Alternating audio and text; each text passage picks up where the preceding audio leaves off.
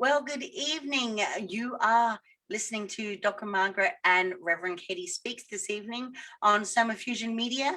We are talking about mental health this evening from two different points of view, coming from Margaret's. This is mental health from the ages, going through what it used to be and what we recognize it as today. Now, most people recognize mental health as referring to the cognitive, behavioral, and emotional well-being. It is all about how people think, feel, and behave. And people sometimes use the term mental health to mean the absence of a mental disorder. Now, mental health can affect daily living, relationships, and physical health. However, the link also works in the other direction. Factors in people's lives, interpersonal connections, and physical factors can all contribute to mental health disruptions. And looking after mental health can preserve a person's ability to enjoy life. Doing this involves reaching a balance between life activities, responsibilities, and efforts to achieve psychological resilience. Conditions such as stress, depression, anxiety can all affect mental health and disrupt a person's routine. Although the common term mental health is its common use, many conditions that doctors recognize as psychological disorders have physical roots. And of course, tonight, we will be explaining what people mean by mental health and mental illness, as well as maybe we will describe some of the common types of mental disorders and their early signs and how we can proactively treat them. Margaret and I come from a background of psychology and psychiatry, and of course, me in meta-psychoanalyst. As a meta-psychoanalyst, I go into the subconscious mind of those to see or gain an individual's in-depth understanding of psychological roots that drive their thoughts and behaviors. And in modern terms, we might recognize this as shadow work. And this is also a process of self-exploration that helps gain the insight to your own behavior and motivators, which lead you to make healthy, even life-altering changes. And so with that said, I do want to mention too that this month of May is Mental Health Month. And of course, the other day, it was Mental Action Day, World Mental Action Day, which is where we proactively encourage you to seek services or go in depth into looking at alternative, maybe whether it would be professional help from a psychologist or a psychiatrist, or go down the holistic route of someone like me and Margaret, who would take a holistic approach to our psyche. And with that said, I do want to get into, the basics of psychology and where Margaret's background can influence it, because she's obviously had experience from way back, 50 years worth of knowledge that she has, experiences, and of course, teachings as well. So with that said, Margaret, I'm going to let you take the lead here, and let's get into it. Actually, everything you said is very, very good and apropos to people that are now coming up, young folks. But, you know, back in my day, there wasn't the knowledge that they have today. And I want to go actually back before my time into the end of the 19th century. And I want to say here that mental illness, disease, or whatever you might want to call it of those days was often used as an excuse to get rid of a married partner, especially the women. So, a man would marry a woman for her income, her dowry, and she would hand that over to him. And then at a certain time when he's produced a baby, he's supposed to give it back to her. And of course, at that time, he needed her money. So rather than, give it to her or say, I'll owe it to you or something, even if it was a good arrangement, they would call in the local men who were doctors who were paid to come in and take that woman off to the local mental asylum. And here I want to say that, those asylums still existed in Europe and in England when I was born. And so by the time I was 19, I was exposed to those places. And the first thing I want to say is that back from those days were hauntings. So when I went into those places, I would see ex-patients, now ghosts, they're not really ghosts, they're spirits, but they haven't moved on, sort of lounging on the walls, and they would say something like, help me, get me out of here, you know, and that kind of thing. And of course, you know, when you're 19, you want to help everyone, but you know, if you stop as you're walking down the corridor with another nurse or with a doctor, and you suddenly turn to someone and talk to them, which I did at times, and say, what's your name or something, they go, who are you talking to? But so I started to realize that people were looking at me and thinking I was insane. That was scary. That was really scary. Because in those days, anyone now coming forward into the turn after the war, anyone who'd lost a loved one was so petrified, having had that influence from the last century, that even though their brethren, whoever they were, got killed in bombs or whatever, they were petrified that their ancestor, whoever it might be, was not in heaven, but was in hell. And so we still had this very strong belief, religious belief, in applying that to the state of someone's mind. And of course, what people were told to do, well, you know, pray and ask God to make your mind clear and make this problem go away. And of course, all the praying in the world, and it still goes on today, I might add, doesn't sort the problem out, right?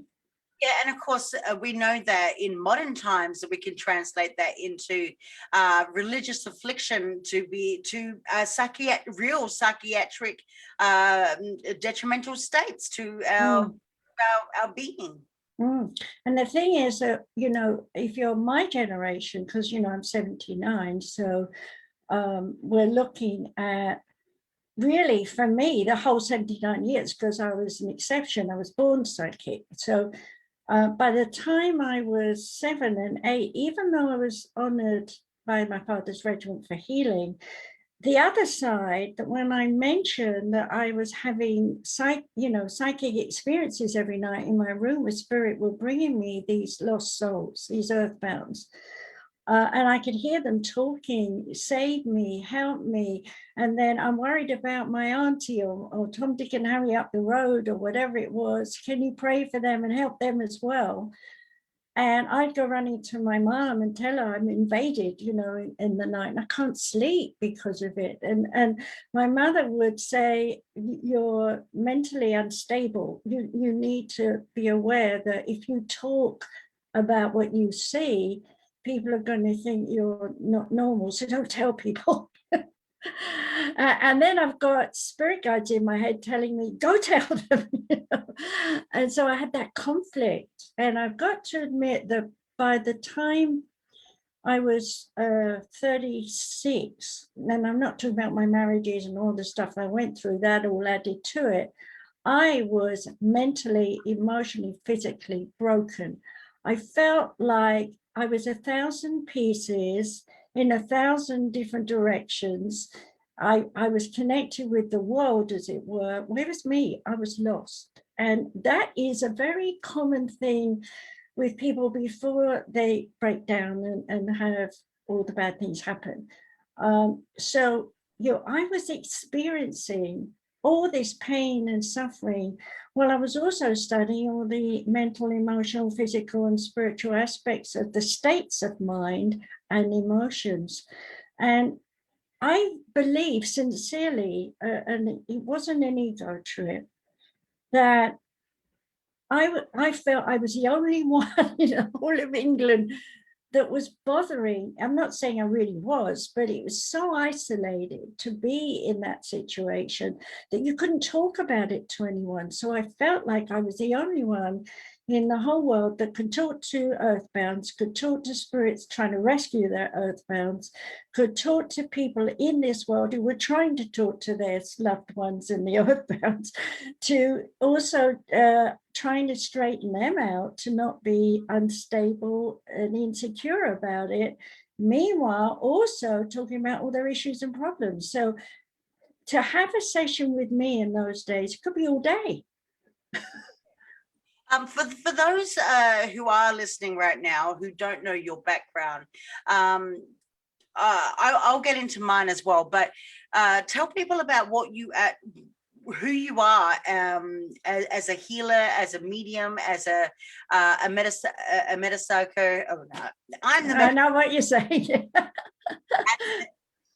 And your stance on and your background on psychology and psychiatry.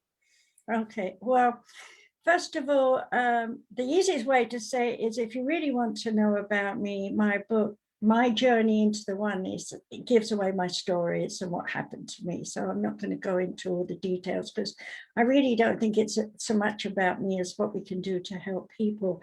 But basically, in a nutshell, I had post-traumatic stress disorder because of the bombs every night in London, and I didn't know that. So I was frightened of sounds, explosions, noises, people shouting, that kind of thing. So I had a base energy of fear. My parents, obviously, my father was in the war and he had a major, so he had a good position in terms of leadership, but that brought trauma because they had to make decisions and do stuff that wasn't nice, including killing one of them. Poor men, had to do that. And you don't live that down. And we know today, coming back from, the recent wars like the Middle East and so on, how our men and women are traumatized and don't get over and don't fit in anymore. So putting me back in those days, it was very difficult after 1945, even as a child, to not be afraid that something bad could happen to you any minute of your life. So. And then I had a bike scenario. I was riding my bike, and just before that, a nasty man had tried to carry me off the Swedes. And fortunately, my dad was strolling along with my mum, who's a cripple, so he saw it and caught me up, and the man ran off. But then Dad put the fear of God in me about strangers. And so riding my bike, I'm just riding up and down outside the apartment, and I'm looking over my shoulder every 2 minutes. And so that made me afraid to trust. I'm giving these examples, but I want people to think about their own life while they're hearing it. And then as I got a little older, we had social changes going on across the world as well as in England.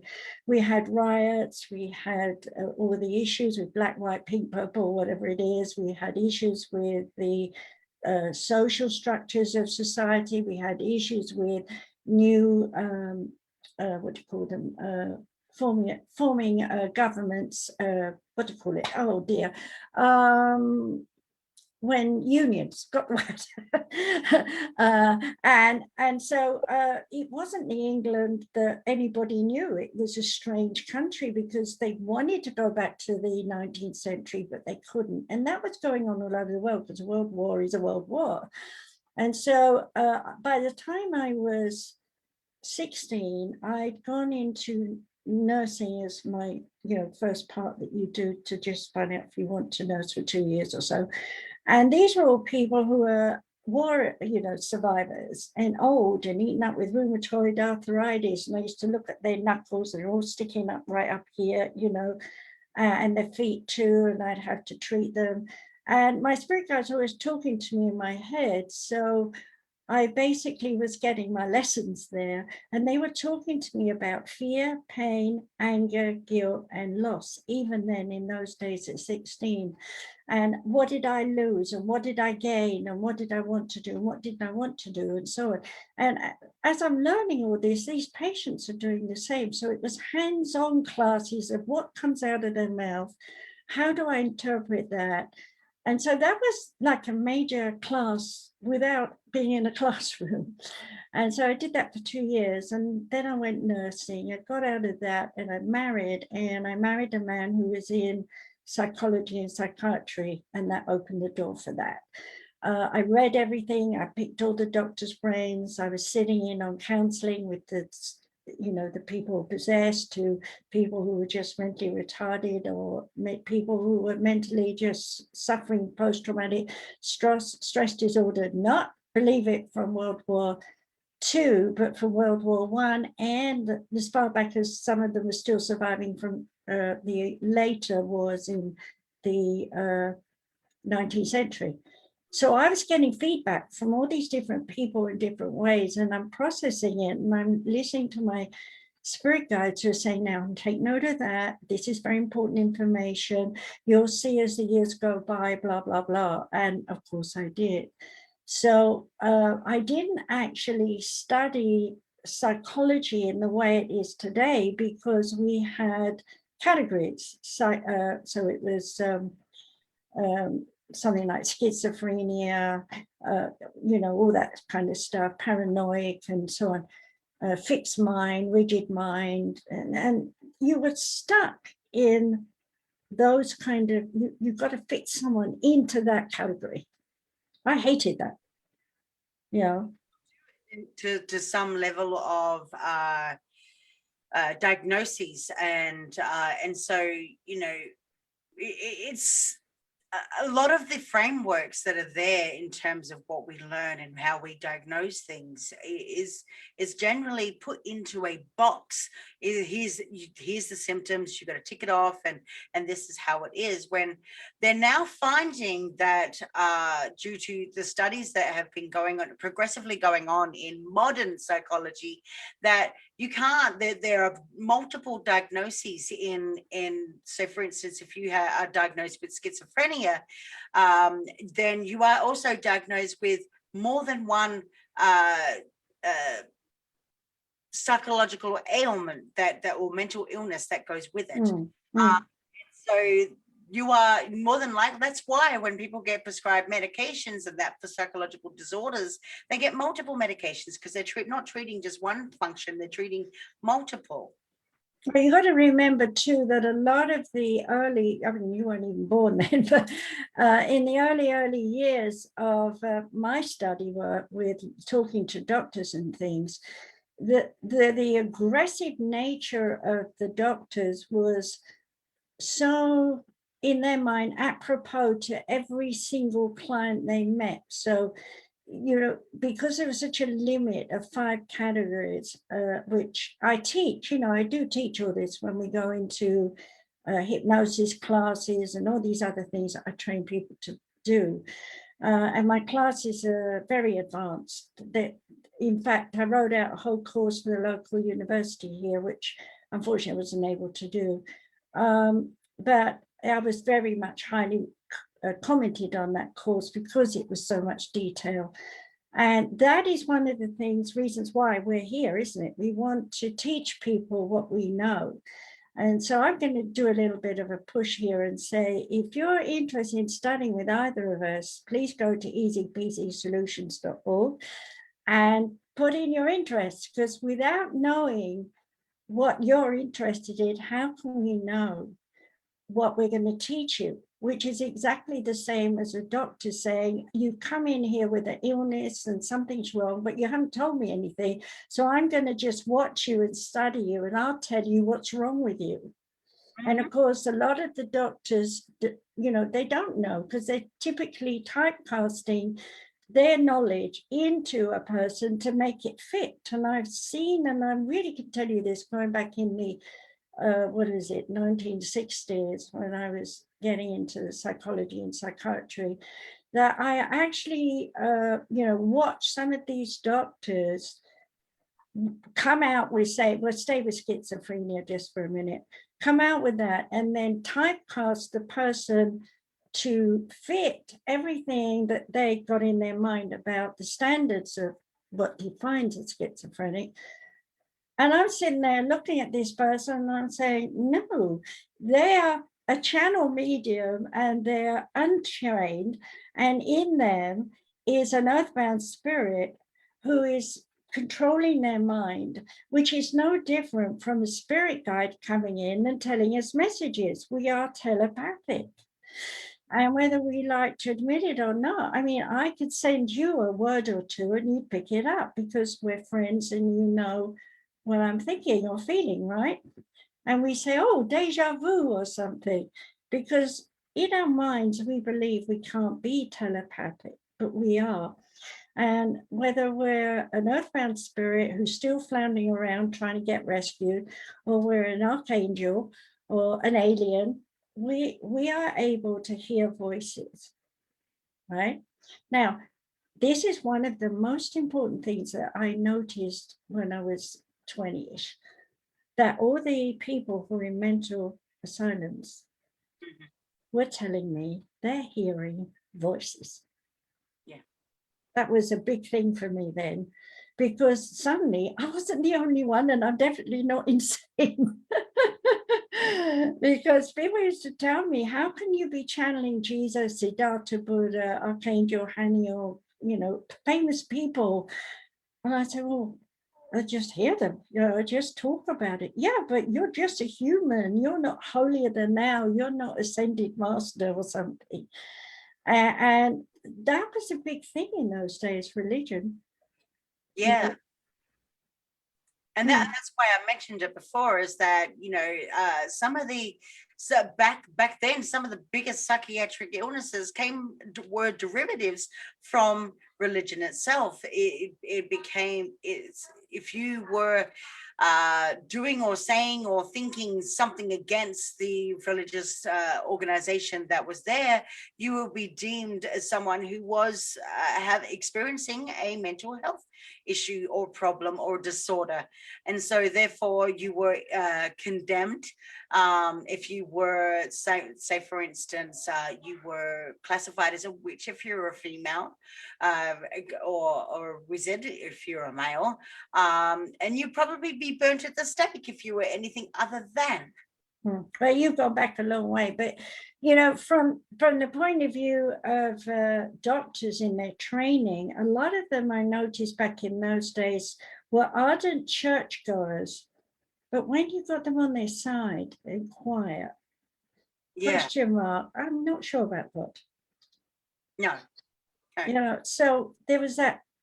You know, I'll appear for appearance sake in the church, but I'm at work. I'm the wizard, as you put it, that's trying to cast spells on someone to make them believe that they're insane. Mm-hmm. They actually make work to make them accept they're insane, because technically, as doctors, they're not supposed to do anything to them until it's proven they're mentally insane. So now let's fast forward a bit to going into these mental hospitals, and I was seeing patients who'd had electrical shocking. Right now, can you imagine this trauma of you're being told you're going to put this thing in your mouth and they're going to tie you down, legs and feet, and they're going to give you an electric shock. Now, you've been told all your life, don't touch the plug socket, because if you do, you'll get a shock and it's dangerous. It could kill you. And then here's a doctor coming along and say, I'm going to save you. I'm going to give you an electrical shock. And of course they fought. And now they're fighting. So they told everyone, see, they're mentally unstable. This is one more sign that they're unstable because they're fighting. You know, and now they're angry. Oh, well, they're angry. That shows that they're not to be trusted. Okay, so we give them a jab, you know, something to knock them out so that they're asleep all night and all day and all night and all day. And then they're no nuisance, you know, and then we'll wake them up once in a while just to see if they're improving. And of course, it takes days to get rid of the drugs, but they didn't know that in those days. So they're awake, they're like, literally, you know. And how could anyone help you except for someone like me who could come along and see what was going on and fight for them? But at the same time as I was fighting for them, I'm being threatened because I'm interfering.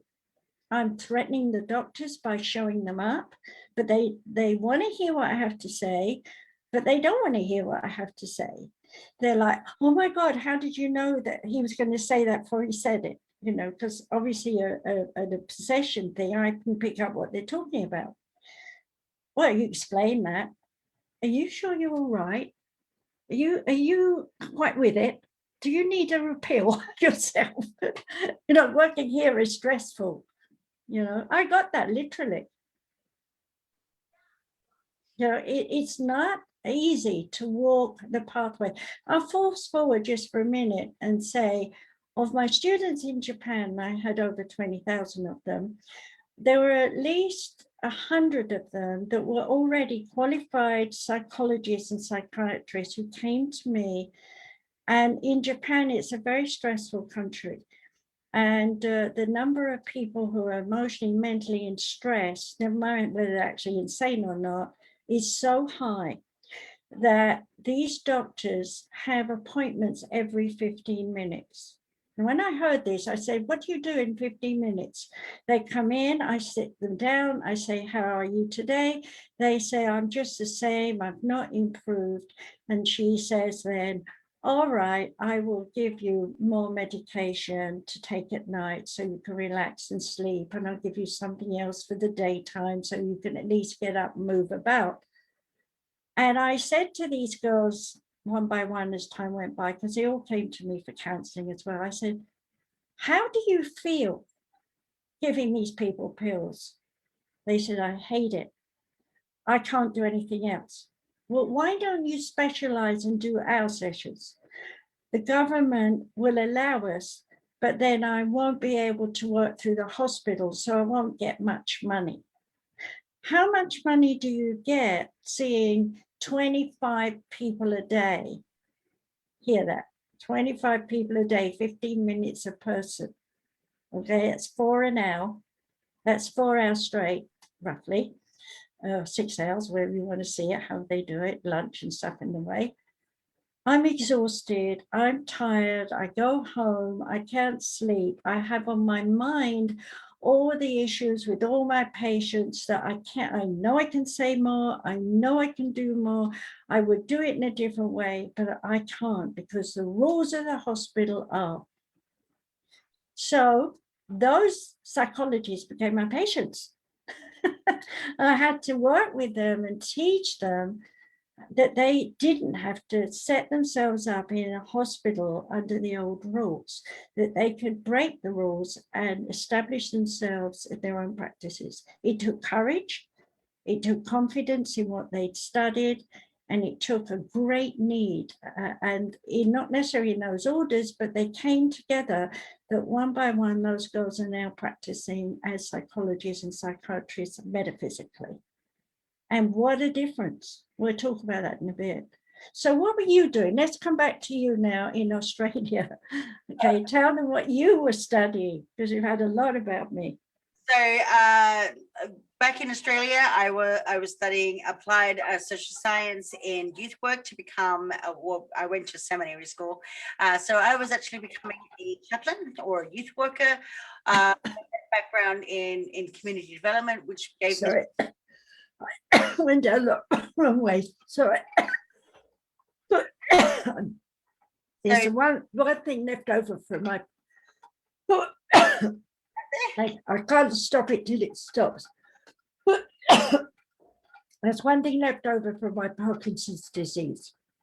Water makes me cough. That's unusual.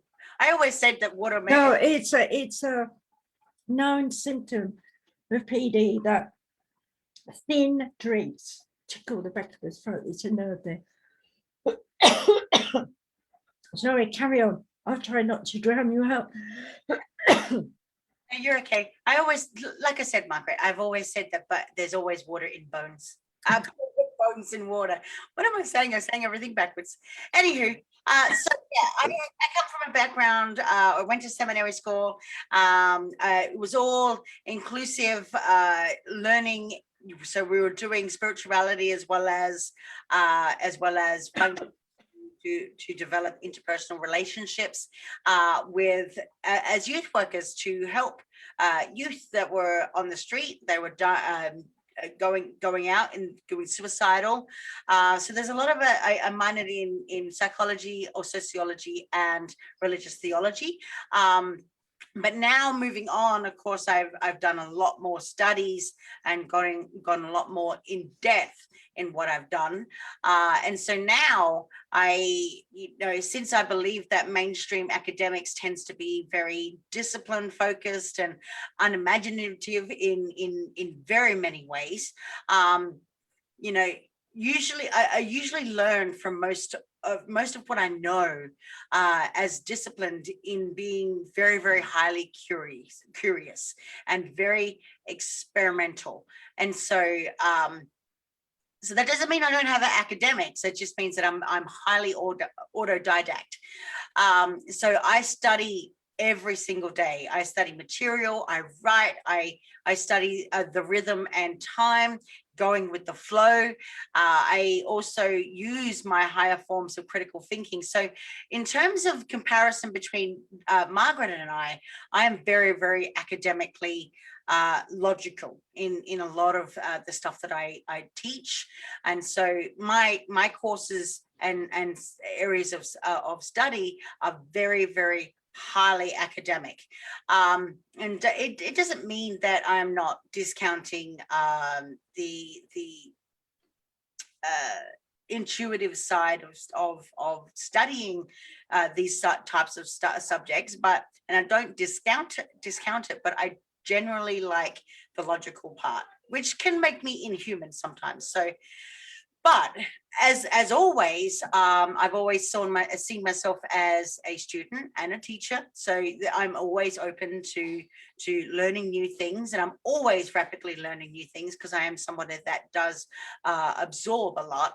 But much of my work, in terms of my work though, it's much based on and taught on many things, but it's never actually centered on one thing. So it could be that I go from metaphysics. So I could go into ontology to semiotics, to parapsychology, so psychic and paranormal phenomena, psychic development, psychospirituality.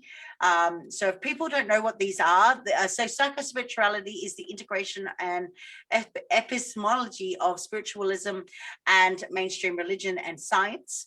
And I might practice many other alternative integrated medicine modalities like coaching and behavioral relationship counseling, multiple alternative therapies like hypnotherapy and neurolinguistic programming, just to name a few, because I could go on forever about that. Well, yeah, I just want to interrupt you a little bit here and say that since, I don't know, it must have been about the 90s, there's been a tremendous amount of different approaches to mental health, the psychology and psychiatry, and of course I had to keep up to date as well. But in terms of what people are doing now, I do want to put a warning out.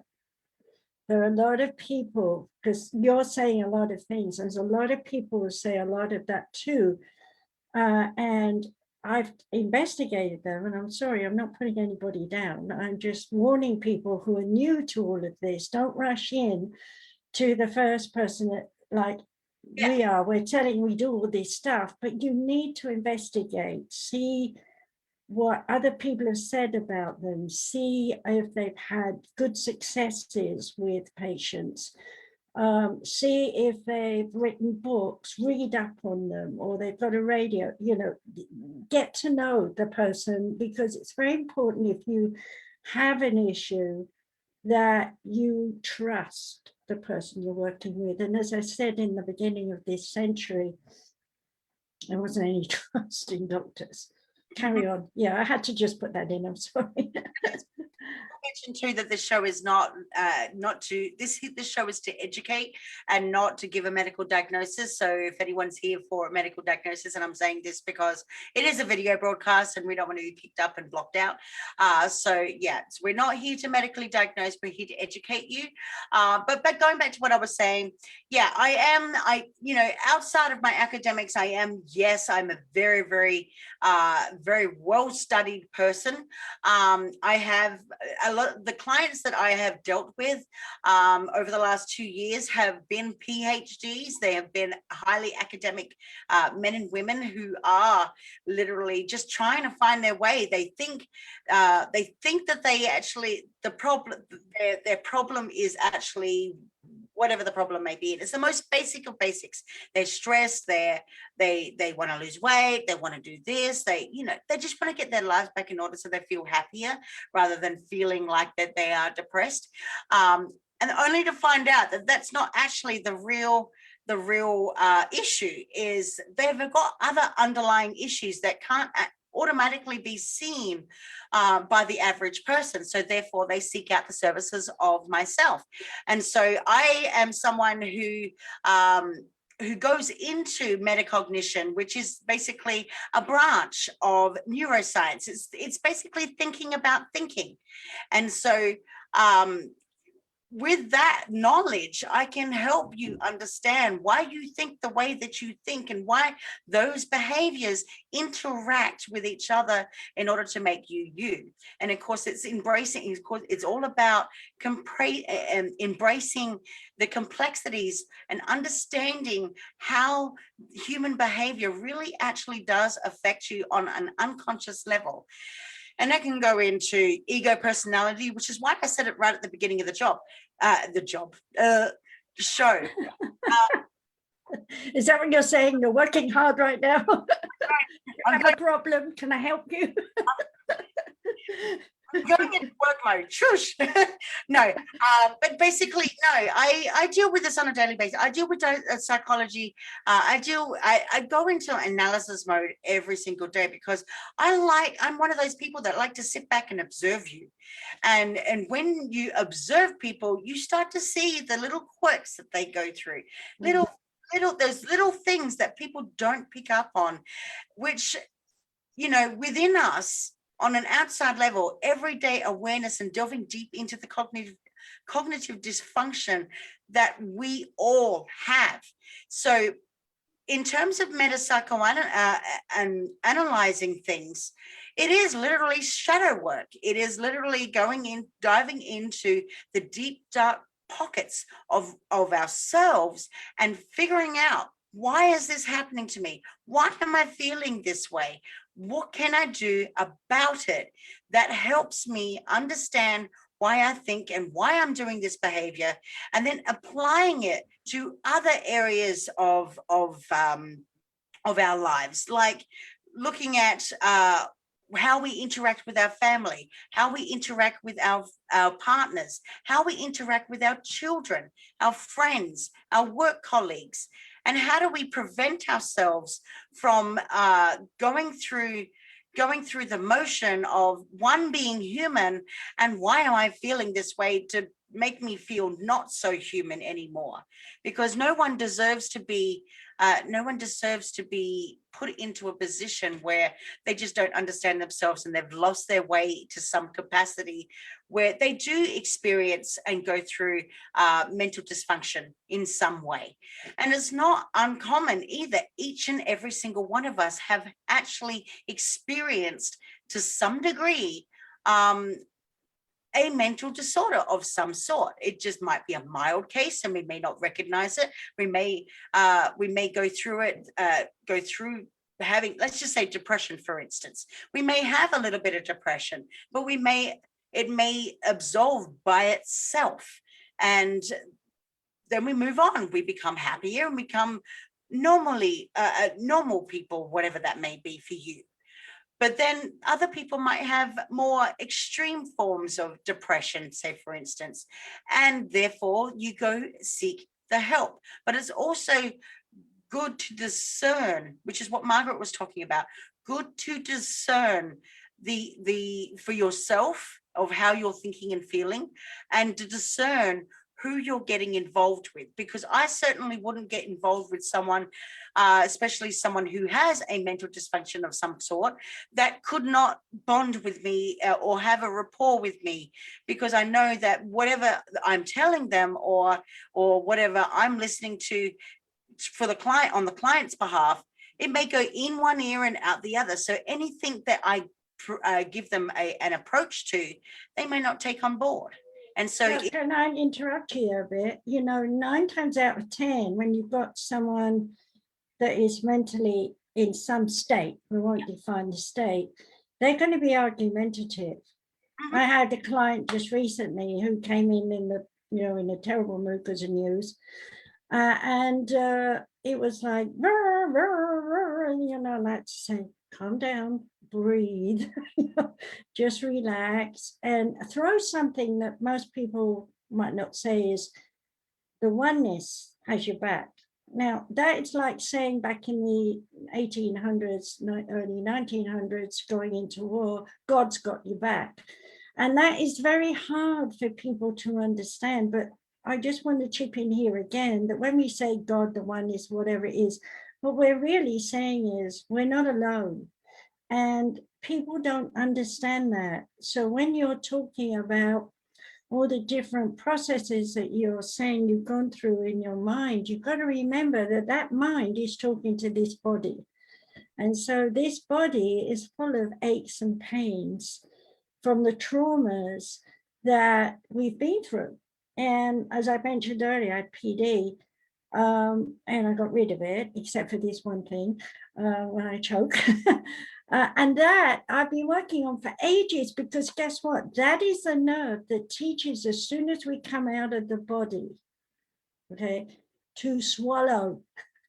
And we are, and here I'm using this psychology-wise, we are told 101 trillion things to swallow and believe it and take it on as our reality.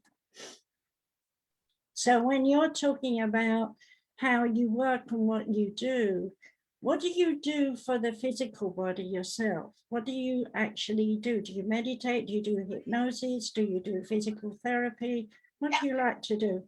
I do a mixture of everything, actually. I do a mixture of meditation. I do a lot of hypnotherapy.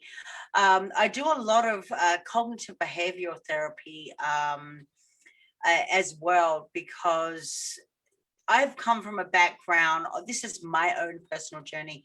I've come from a background of abuse. And so there's a lot of, and a lot of that was servitude.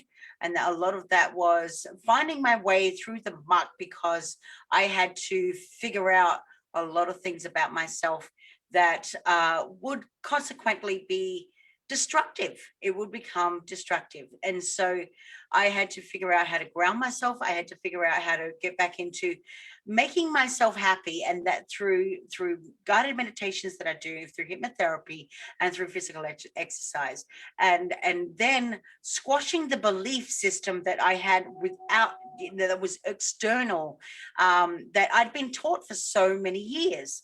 Like, for instance, when somebody comes out and seeks what's it I'm trying to say, external validation, that was me back in the day. I used to seek that because I was in victim mentality. I lived victim mentality for most of my life, because I thought to myself that there was no help. I was so alone.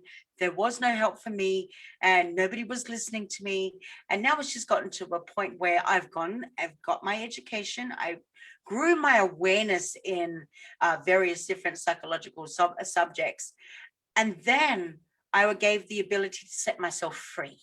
And when I set myself free, then I was able to go, hey, maybe and for me right now, I'm still going through therapy. A therapist always needs a therapist to make sure that they're aligned and they're balanced in such a way so that they can actually help other people. And so, if I interrupt you there, some people might not know what you mean by cognitive. From your point of view, you explain that, and then I'll explain what I see about it. Cognitive, basically the way that I think. The cognitive coming from a background of cognitively being aware that such behaviors are very, very destructive to myself. They can be destructive to the people that I have around me. But cognitive being the way that I think and the way that the belief system has been able to control me for all those years.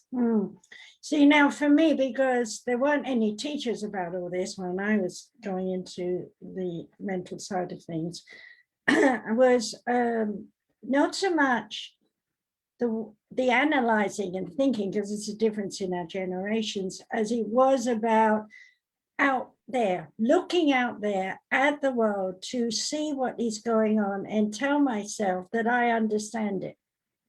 Yeah. And because I understand it, I know better than those people out there. And so whatever I see out there, I also can see in myself, a mirror image. And so I learned a great deal by watching people. And so it wasn't so much reading books, because there weren't any books. I went to the library, when I was in school. I was about 12 on up to about 15, because I was searching all the religions and philosophy at 12 and looking for answers. And I had Siddhartha Buddha teaching me at that time. And so I was looking for something that would explain why my father was shouting off at the mouth and hitting me and whatever, why my mother was screaming back at him with her pain and so on, and why my sister was always quiet and playing in fantasy land and never aware of responsibilities and things like that. Once she was only a child, but in my mind, she had to have some kind of responsibility. And so, I was this grown-up child, literally, trying to fix all these people, because I'm hearing what Siddhartha is saying. I'm hearing what other spirit guides are saying about someone's situation, and I'm counseling them because I'm really channeling, but it's also for me. So I was learning for me, straight direct into my body. And when I said I was like 1,000 pieces and came into Parkinson's disease and clinically died, I realized that I had allowed myself to be a psychic sponge. Okay. And I realized at the same time that most of the people who were mentally depressed, as you mentioned earlier, were psychologically maimed, hear that word, wounded, hurt by outside forces into their physical body. And as a result, they were storing it in the cells. Okay. And so as the years went by, and that's what happened to me, I got loaded with not only my DNA and RNA of people I'd listened to and my parents, but I had the earthbounds. I had the spirit guides. It's like, who am I? And that is one of the major things that I realized with all the people who came to me before and after I started doing all the psychology and counseling and training and teaching people. I realized that basically we are all that complex. And so when we say we're being cognitive, tapping into what? This person, that person, here, there, and yet we don't realize it's all been given to us from people, things, situated, but we think it's our own idea. Well, that's why I mentioned metacognition, is because it is thinking about thinking. People don't know how to think about thinking. And when you think about thinking, you can go off in 101 directions. And if you don't keep yourself on alignment with your focus, you can lose it. So what did I learn? I learned to watch my body, not my brain, my body. If I lifted my arm up and it hurt there, I didn't go, oh, I must have heard it reaching for the cupboard or something. Instead, I went, this I need to work on in bed. And so I would go and lay down and I'd put my brain into this muscle. And I'd say to myself, show me. And in show me, I would then find subconscious memories. That in other words, ones I could remember. If I was like seeing a photograph, you just go, oh, I forgot that. And you see the photograph and you go, all these memories come out, right? So this is my photo. And I'm looking at that and I'm saying, what does this remind me of? And then out would come memories. And then I don't need that. I'm letting it go. And I would let that energy come out of that muscle and go out of my body. And that's how I actually got rid of Parkinson's disease, along with my crystal acupuncture and different things I developed. And so what I learned is the brain isn't much good without the body. I mean, you can be walking around telling everybody in the kitchen sink what you know, but if your body isn't expressing it, if you're not anatomically using it, you're a vegetable, aren't you? Mm-hmm. And the idea of being a vegetable is appalling to us all, because we all want 100% control over our body, and we want 100% results of good performance, right?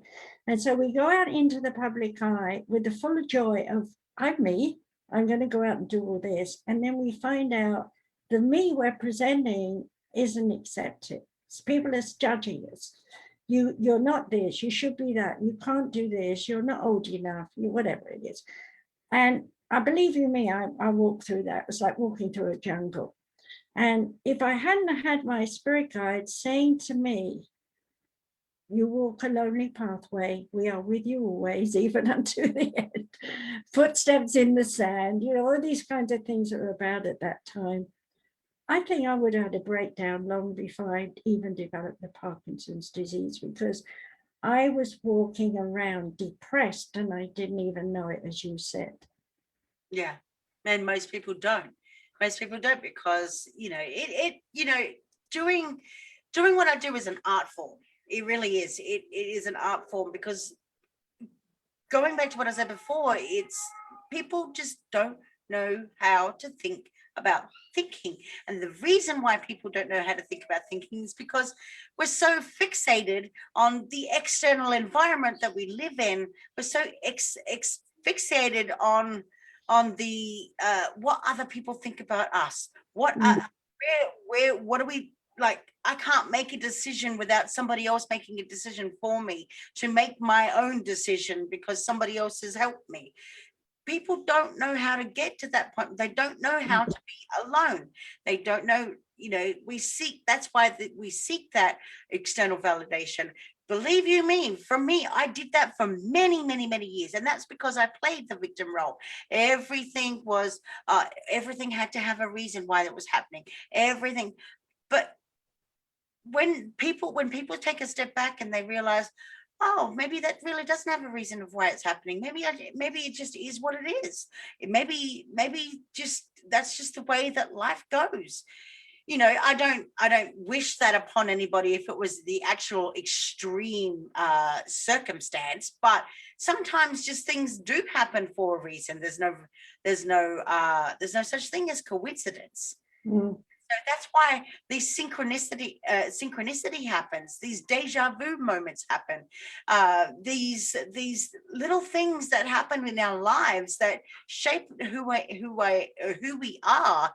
But when we get to that point where we are thinking about thinking, we're dropping that external environmental whatever factor we're influenced by, and actually thinking about what we want for ourselves, where we can go in our lives, who we want to be, who we actually are, ripping off that mask, going into the subconscious. Can I interrupt you again? Because although you're saying this, it's very valuable that I want to bring home to people listening. There are two types of investigations. One is where you rationalize and go around in circles, thinking you've got something new, because you've changed one or 2 points of view, to going into the deep subconscious. Mm-hmm. So where were you? Were you in the conscious, the subconscious, the deep subconscious, all of it? How did you, when you ran away? Okay, let's go there. What part of you was working? Your conscious mind, I want to escape, or was it your subconscious running all the memories, or was it something else? It was the conscious mind, fight or fight, victim mode. had to do something about my circumstances at that particular time in order to survive.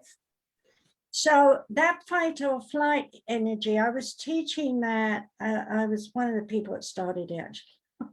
I started a lot of things. But I was teaching that in England. And when I got that from Spirit, I didn't write it or come up with it myself. They were always teaching me, as I said. When I was talking about the fight or flight, I went right back at that time to that riding that bicycle I talked about, and wanting to ride my bike because I enjoyed it, or take it back in and hide in my apartment. And I remembered that coming up, where that was a way Spirit gave me that. So I want people to understand, because you're saying some very important stuff, but we need to remind them all this is learned under 2 to 4 years old. Mm-hmm. Yeah, very important, because we got to survive, right? And when we get involved with people, we want to be a people pleaser. So we get there, darling, you're a really good child, you're a really good person, even if we're 90, we still want that praise and adulation. After all, we give it to God. Why can't we have it to ourselves? And I also watched very much through the eyes of Spirit, through my eyes, people, the expressions, the NLP that came much later. But, going back to the 60s, that was a breakout point in my world. Were you around then? Were you watching from up there? So what was happening in the 60s was people were starting to look at the male-female energy of outside of them to bring it inside of them. And we had this was before it was about the same time, a little bit before. We had a sort of diagram thing, and we'd have males and females, and you had to say, does the loving husband get on with the loving wife? Yes. Does the loving husband get on with the bitch? No, of course. Does the loving husband get on with the wizard? Maybe, maybe not. You've got to decide, and this was a way of mixing all these different types, like slave and guru and monster, or whatever it was that we had, and you do this sort of thing to check out where a person's mind was at, because we were still thinking about the conscious mind. And out of that came the understanding of perception according to the education as a child. And it's quite interesting, because we use the wizard and different words there deliberately, because we wanted to see how people would react to, like, a fairy getting along with the ogre or whatever it was from the fairy stories. Because when you're Red Riding Hood, how horrible to sit there and imagine the wolf gobbling up a human being. Even if she does survive and come out, it's supposed to be magic, but the image is there, okay?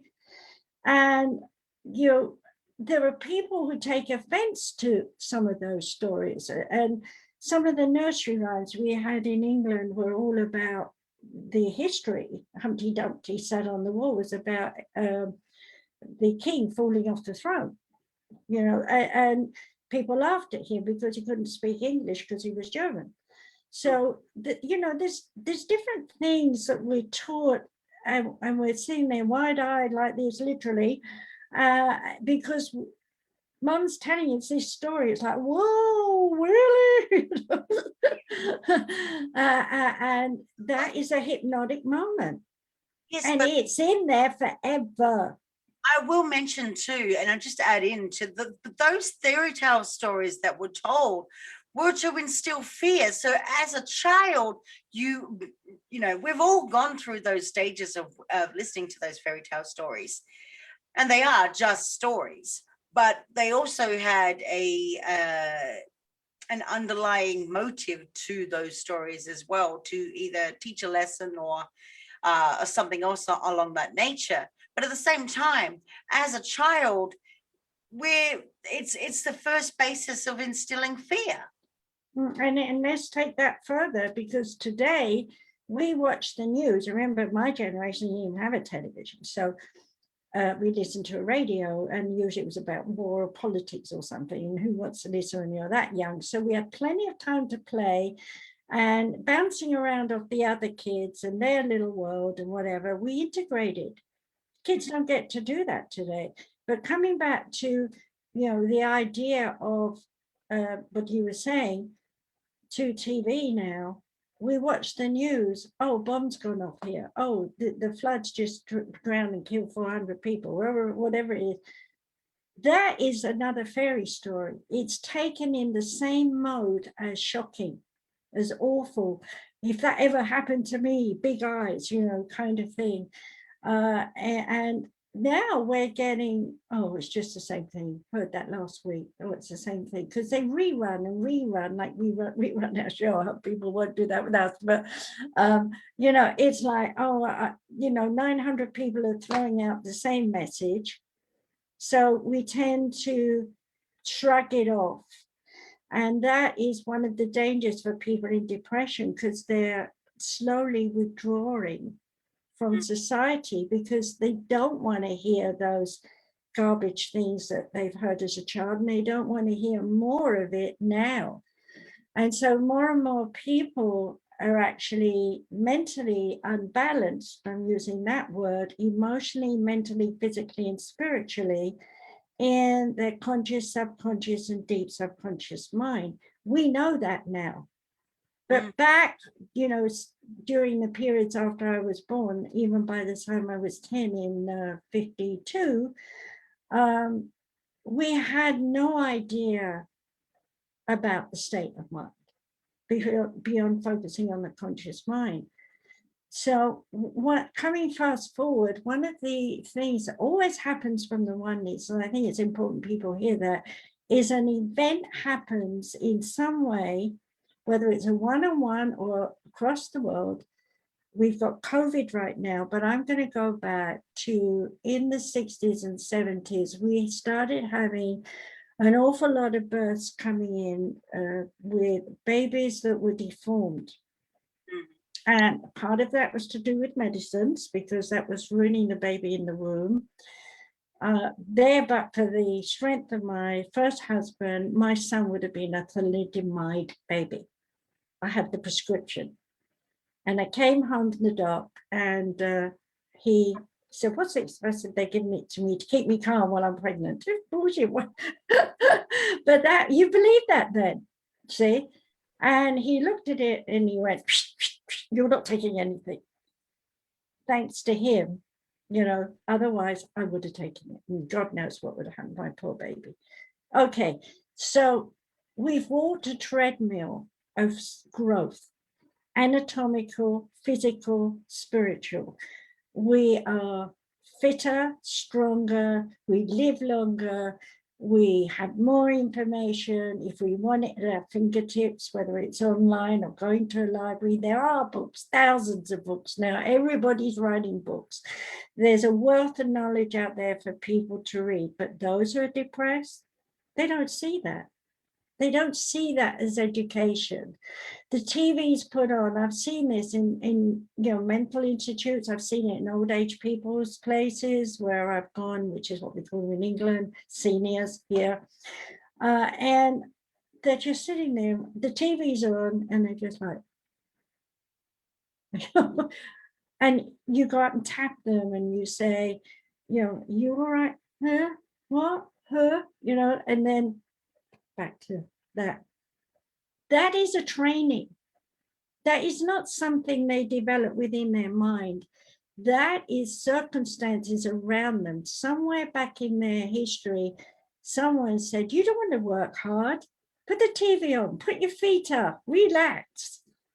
Right? I've noticed since my husband passed, I'm doing a lot of TV watching. And there's another part of me going, I should be working, I don't feel like it. oh, and then people come along and say, oh, you're old. I go, well, so what? I'm not old. I don't feel old. I don't act old. But hey, I'm still sitting there in front of the TV. It's like I can actually fudge for 4 hours, and then I feel guilty. I've got to do something. But imagine if I was depressed and miserable and sobbing and crying because my husband's passed. I could be sat in that chair for the next 5-10 years. If someone doesn't come and explain that I have a choice, that I'm free and I'm independent and I can do anything I want to do.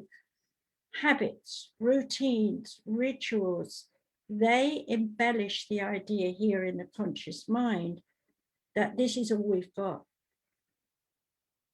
How much do you limit yourself with, I have 101 things to do and I haven't got any time for something else?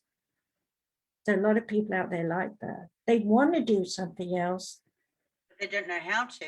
And I'm finding too that a lot of people that are stuck in whatever the circumstances they're stuck in don't know how to get out of it and don't know how to have some sense of adventure to find themselves again in order to live a much more fulfilling, happy life. And it's like sports is wonderful for the body, because I was talking about how the body is encoded with what we think up here, down here. But the bottom line is, if you don't make the effort, and I just started playing tennis again, loving it. My mind says I'm still doing ace serve. I can't. Lobs over the top, But yeah, the memories, that's the point where I'm coming from. The memories are in this body. And unless we use the body, we can't bring up history. And if we can't bring up history here consciously, remember I said cognitive memory, then how can we deprogram the body? So it's very important to have physical activities where you're moving. So your cellular neuromuscular memory through nerves, muscles, idea, emotions of wanting A, B, C, or whatever, or getting rid of X, Y, Z, has to be enacted upon. And when you're sitting there like this. Yeah. And that's why Nike said a good slogan, just do it. If you are compelled to do something to make your life better, even if it is for the moment, why aren't you doing it? What is the excuse why you can't be doing it? Because the moment you make up excuses, you're putting yourself, you're a victim to your own monstrosity of a brain. Well, it's like last night, for example, I'm working on Regenesis 2. Well, I sat down and I watched a couple of shows from 6 until 8. I could watch something else, but no, I got up and I made a choice to go back to the computer and work on another couple of editing chapters, And I got so engrossed in it. That was my idea, was to do 1 chapter. I did 3. And I didn't even know what the time was. And I looked up, and it was 1 o'clock in the morning. That's what we need to find, that joy, that engrossed sense of I'm doing something that's worthwhile, that gives me motivation, drive, and ambition. And most of the people who are depressed are demoralized by people throughout their life. They have told themselves they never amount to anything. They have believed they're sort of C grade, and I certainly was a C grade, even though I was in an A grade school. But today, I'm giving myself an A+. Not because I want to be seen as an A+, but because inside here, my heart wants joy, that I feel I did a good job last night working on those 3 chapters. And hey, it didn't kill me to stay up till 1 o'clock. I survived. It's a silly example, but those are everyday examples that we need to encourage people to realize.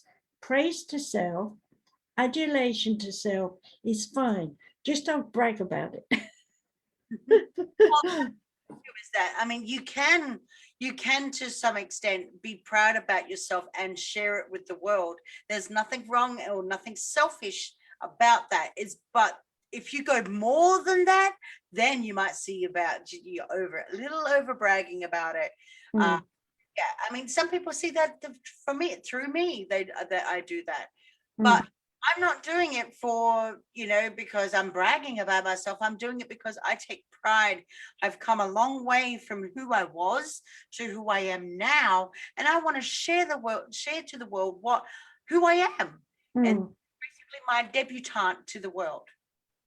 Yeah, and I'll tell you that, you know, well, actually, I'm going to tell you something, a little story. I was teaching people, this is to do with the body, is why I'm teaching it.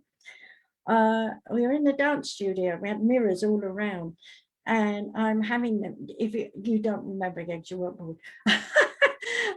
In the 70s, it was all about free forming, and they were all going singing, and like oh God, I'm sorry, I can't remember all the words. But when they had all the groups singing together in the countryside, and what was it, Wood something. And everybody was smoking pot, and the flower power was coming out, and all these kinds of things. And so people were really getting much more physical. That was a big turning point that I saw in the world, because prior to that was status. Hold your head up high, or you're a worker, bow your head, whatever. So you were categorized into groups, never mind race.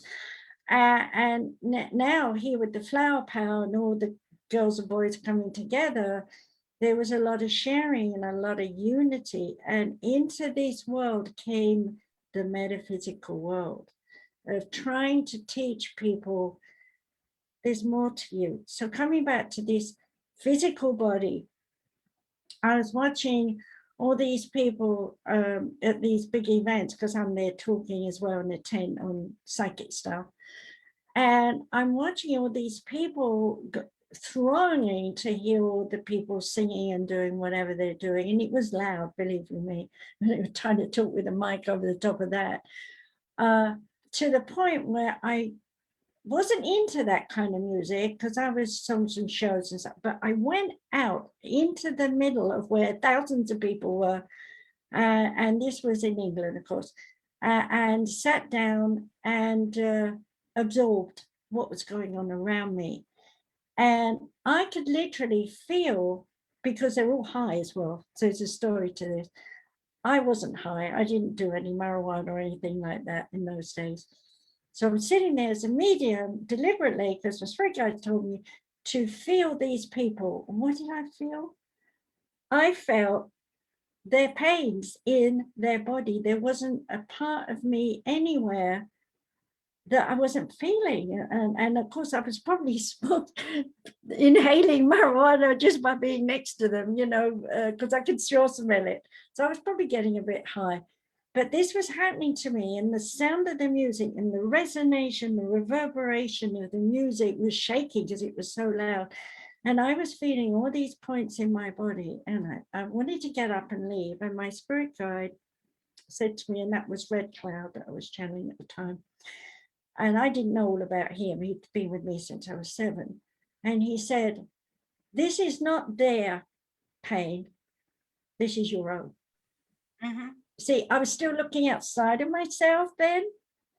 And so he came in, he said, this is your own. This is where you've marked every part of your body. And that was the beginning of me realizing I had to deprogram myself. But what followed wasn't, okay, revolution, I'm changing. No, I got worse, because I'm now monitoring these points that were showing up as painful, and oh, my shoulder hurts, and oh, my neck's really tight, and oh, my back hurts. And I ended up at an osteopath in England, which we call chiropractors today.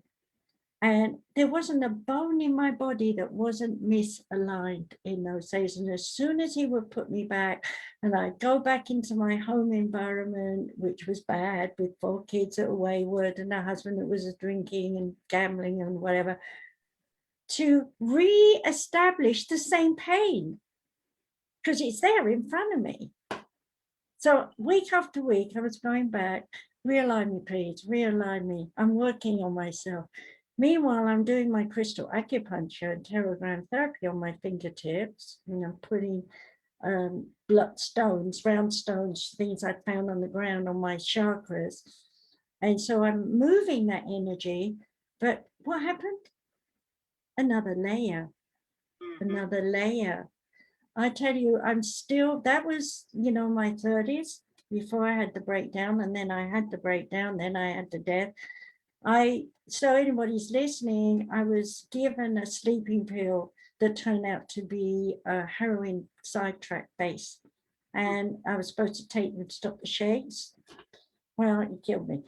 So they saved me and brought me back. So I came back with an awareness, and that's the most important thing, that I have to go through layers and layers and layers and layers of my life. And now, bearing in mind, I was 34, 35 when this happened. That's 30, let's say 35 years of intake of beliefs, emotionally, mentally, physically, and spiritually, that I personally have had. That is a load. Mm-hmm. Now, people don't think about what they're carrying around in their bones and in their muscles and nerves and nerve. They don't think about that. So I want to say here, anyone who's listening, if you've got a question about what we're talking about, we want to hear from you. And if you're watching this on the rerun, we still want to hear from you, because we can help you. What do you want to tell them about what we can do for yourself? I was just going to take an addition to what you just said. Okay. Those who, well, first off, before I get into that, I just want to mention that we do have a call-in number. So if anyone does want to call in and ask us a question while we are live on this show, our call-in number is 929-436-2866. That's 929-436-2866, and you will be prompted with a meeting ID number. That's 522-657-2748. That's 522-657-2748. It is listed in the description of this video right now, so that if you do want to call in and you don't remember those numbers and you didn't write it down, you can go to the description of the video and you will see it there. But the addition, in addition to what you just said, I just want to briefly mention about psychosomatic disorders, because that's exactly what you're talking about. And psychosomatic disorders, for people who don't know what that is, and of course, as a meta-psychoanalyst, this is what I deal with on a daily basis. So for people who come to me, I treat depression, generalized anxiety, sexual problems, self-destructive behavior, persistent psychological problems, disorders of identity, psychosomatic disorders, phobia, obsessive compulsive disorders, to be just in as a list of things that I can treat. Now, psychosomatic disorders, which is exactly what Margaret was just talking about, is a disease in which involves both the mind and the body, and some physical diseases are thought to be particularly prone to being made worse by mental factors such as stress and anxiety. Now, your mental state, in addition to what Margaret said, can affect how bad a physical disease is at any given time. And I mentioned disease. And psychosomatic disorders that result from stress may include things like hypertension, respiratory ailments, gastrointestinal disturbances, migraines, tension headaches, pelvic pain, impotence, frigidity, dermatitis, List goes on. all sorts of stuff. But again, they actually do.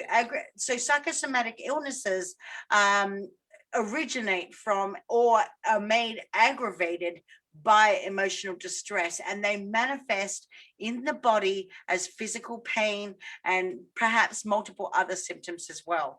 But depression, when I go back to depression can also contribute to psychosomatic illness, and especially when it comes into the body's immune system, and it has been weakened by severe and or chronic stress, which is why we say in holistic medicine, it's all about mind, body, and soul, and so that we can calibrate all three so that they can all function to provide you balance and a stable health and well-being. Basically, that's what it is.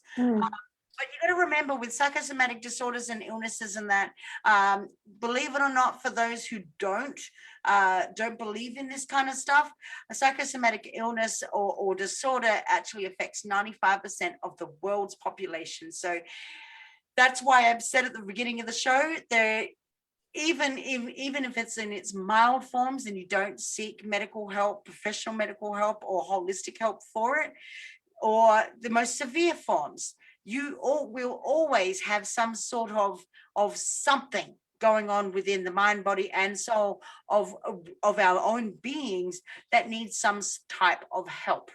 And the bottom line is, you know, just so people know why I'm not saying all these big long words, is because when I was learning, my main teachers were spirit guides, of course, because there weren't any teachers teaching this stuff. And so I became the teacher teaching all this stuff. And I used the words that I had. So out of that came other things. For example, I had some people, I mentioned this on one of my shows too. I had some people who were doing healing with sound vibrations, because I was already working on that. And it's the future, by the way, sound, next technology. And so, but this is a few years ago. And they had this healing and they knew what they were doing. They had no name for it. So I said Marconics.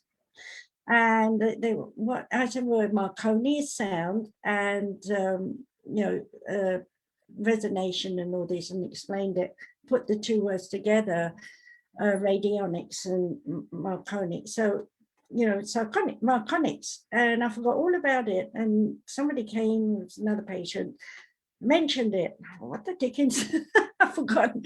And then to remind me, and that's the one good thing about being connected to oneness. If you get something consciously, they'll bring it forward and remind you. So I went online and looked it up, and there's loads of therapists doing Marconics now, and that is sound reverberation, vibration, either caused through music, sound, and light. And it makes a difference. Well, let me go back to me being, you know, in England, and these great big events, the Renaissance Fair started there, and all these things that you have in America now, started in Britain.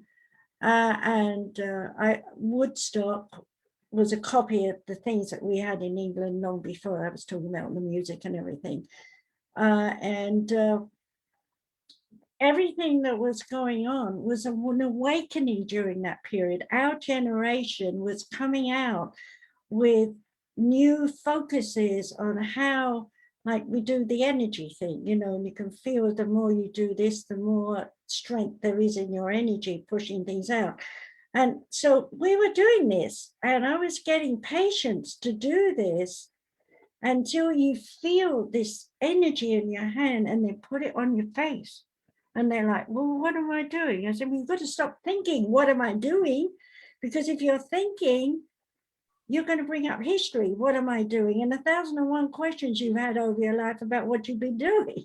So there's the danger when you talk about study with the logic. You have to find that point where you can say, I am that I am, in that sense. I'm being still. I exist. Okay. And so when you make that energy and then you put it on there, or your body or anything, your chakras, you're going to redirect your energy throughout the body. But when it hits the brain, if your brain isn't ready to think about a compromise or change the focus, as you mentioned earlier, and see yourself in a different light, you may as well not bother, because within 10 minutes, your brain will reprogram as it was. That quick, you know, even quicker. I'm just saying this so people understand. Yeah, and that's why, you know, when we seek out clients and that, we don't want to get to that point. We understand that a client is already going through whatever their ailment may be, but we don't want to get to a point where I'm just talking into thin air. It's words aren't being heard. And so how are you, the biggest barrier a practitioner or a therapist has to break through is, how do we break through to the client or the person that we're seeing or the person that we're trying to help when they just cannot hear it. All they see is victim mentality. All they see, I'm alone. You can't help me. There's nothing in this world that could save me. Those type of people go down that path of destruction, self-sabotage, and possibly end up with suicide. Well, I, have to say, of course, I've dealt with hundreds of those over my life. But the bottom line is sometimes you have to be tough love. You have to be cruel to be kind. You have to, I've been with people and they're going, no, I'm not going, stop. Like that. I have to shock them, because shock, what? Huh, I did something wrong, is a moment where the brain goes into pause. And you know those little balls that go back, the momentum, they just keep going forever. Well, that little pause is where they get up here before they come back down again. And in that sense, in that pause moment, I look into their eyes, right? And I say, stop again, because you're hurting yourself. I give them a reason. And they look at me, it's like, I'm hurting myself? Yes. Every time you say, my husband doesn't, and this isn't, and I can't, and we won't, and so whatever it is, you are stabbing your heart. You are stabbing your solar plexus. Think about it. When you go, say, for a driving test or examination, oh, I wonder if it's going to be all right. I wonder if I'll pass, or I wonder if I'm not going to be healthy. All that anxiety, okay, is running through your brain into your body. And by the time you get to wherever you're going, you're shaking and trembling because your nervous system is off the wall, okay? You come out of there, maybe you pass, maybe you're clear, whatever it is. You come out of there, oh, I've worried over nothing. But what you don't realize is that worry, okay, is now number one worry on top of the pile of all the other worries you've ever had. And so that number one worry is now, I'm good. And immediately the number two worry underneath that comes up, blows away the number one, I'm good, to bring up number two that was underneath that says, yes, but you didn't do. Last time. And that's what we do. We dig down into all these histories that we have and rationalize it. And we bring them up and we talk about it because we're making associations all the time. And as we do that, we recode ourselves again to believe the original coding, only now we're embellishing it because we've got a bit more information about psychology and psychiatry, about the conditions of living, they're changing, about the people who talk to us who are different from the people who talked to us when we were 5. So we tell ourselves, oh, I'm evolving, I'm growing, okay? But now let's make a picture. Here's the original bunch that's no good, and you're putting stuff on top of it, okay? You might be fooling yourself that you've done a lot of work on yourself, but it's not really working because it's hitting this rock bottom, okay, where there is a big block. So we come down into the base chakra. That's where we store our identity, because we're male or female, we're given a name, that's who we are, which is not unusual when people psychologically are working on themselves. They want to change their name, but that doesn't work. I've seen so many people change their name. They say, a new identity, a new person, but no, because your brain is just saying, it's like me suddenly, my middle name is Patricia. If I suddenly use that, I would bring up a whole bunch of stuff because my mother was Patricia. And there's all her stuff, what have I brought from her? So I've been working, I dumped my mother, I dumped my father, I dumped my sister, I dumped my ex-husbands, I dumped my friends and associates who are long gone, dead or moved on, I don't know where they are. I dumped the world. When I had that breakdown, I had to, because I had to pull all those pieces of me back into myself. And that is very important. And I want people who are listening to understand that we do this work helping you to find you and put you back together and find out of that the birthing of what you want to do, because there isn't a program.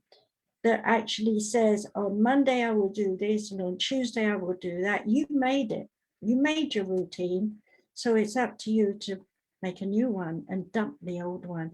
And you'd be amazed how many people, the minute I start saying, well, you could change this or that, they start saying, yeah, I get you, but. I see that so many times. I'm like, but hang on. And so I saw a client, just an example. I saw a client, that was the first session. They first up came to me and said, oh, I don't like therapy. Therapy is not for me. I don't like talking about myself. I don't like talking about my feelings and emotions, because that's just all stuffy stuff that, people just don't like to divulge their vulnerabilities. After the first hour I had with her, everything was all good, and she was all smiles. And I said to her, okay, well, we're going to go a different route the second. So she came back. I had seven sessions with her. And, by the second session, she kind of went, oh, okay, this is good. I like this, because she started feeling good about herself. And she started realizing that there were things that she needed to change. And so fast forwarding on to the third session, and these were like once a week. And third sessions, we decided to go a different route again. So I'm very, very practical with the way that I work with clients, because I don't believe that one toolbox is one tool is the right fit for everything. You have to go multiple tools in order to see where they're at. That's the whole point of analyzing a person. And so I went on a different toolbox, and I got an email at 2:00 in the morning. And I'm like, okay, because I always encourage my clients, if there's something wrong or something you want to tell me or whatever, please reach out to me. By the third session, I got a phone. After that session, I got an email, I think within about 2 days after the session. And she emailed me, and I looked at the email, and you know what it had in there? It had, I don't know why I'm doing what I'm doing, but I don't know what you did. But I am up at 2:00 in the morning, and I am dancing for the first time in my entire life. I don't know why. I am high energy. I am this, I am that. And I'm like, and I wrote back to her, and I'm like, it's all you. You figured out what your identity, what you liked and what you didn't like, and you recognized it.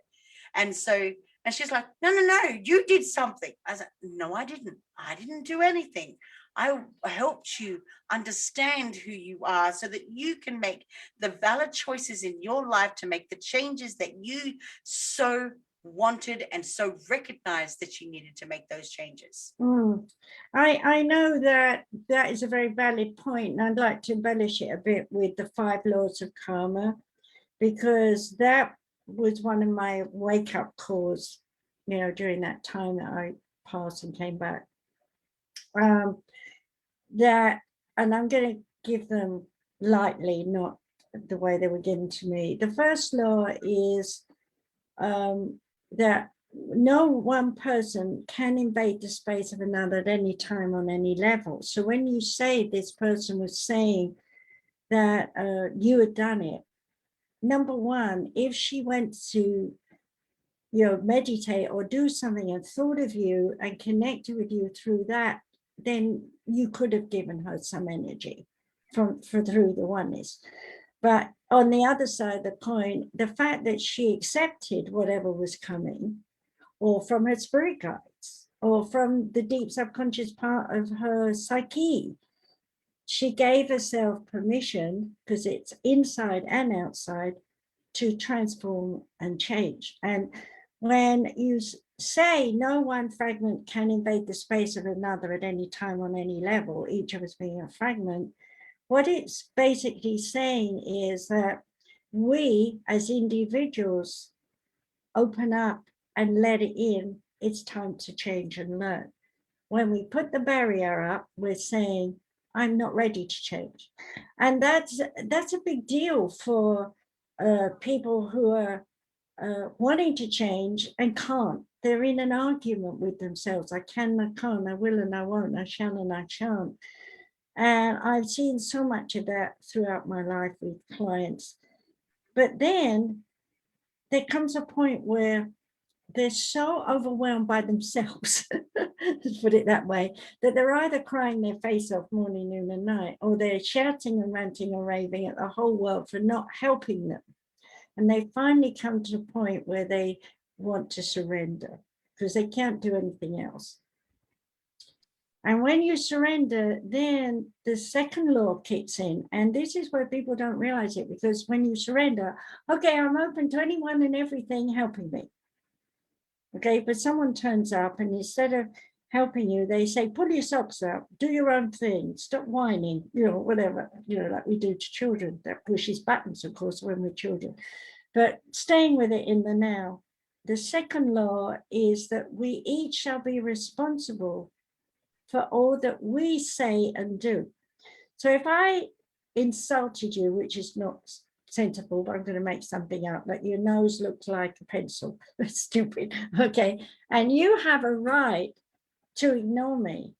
Okay, under that first law. I think she's off her head. She's insane. She needs mental guidance, right? Or you could turn around and come back to, I'm in my own space. I know my nose doesn't look like a pencil. This is rubbish. It washes off me just like having a shower. I don't think about it anymore. And I think, poor thing, maybe I'll give a little, that's an interesting perception. I never thought of my nose like that, and laugh, okay? Then you're interacting with them. And the minute you do that, you're giving yourself permission to be responsible for your interaction. And that person is being responsible for the interaction. Now, if you get upset that you're still responsible, this person isn't. They're testing you, okay?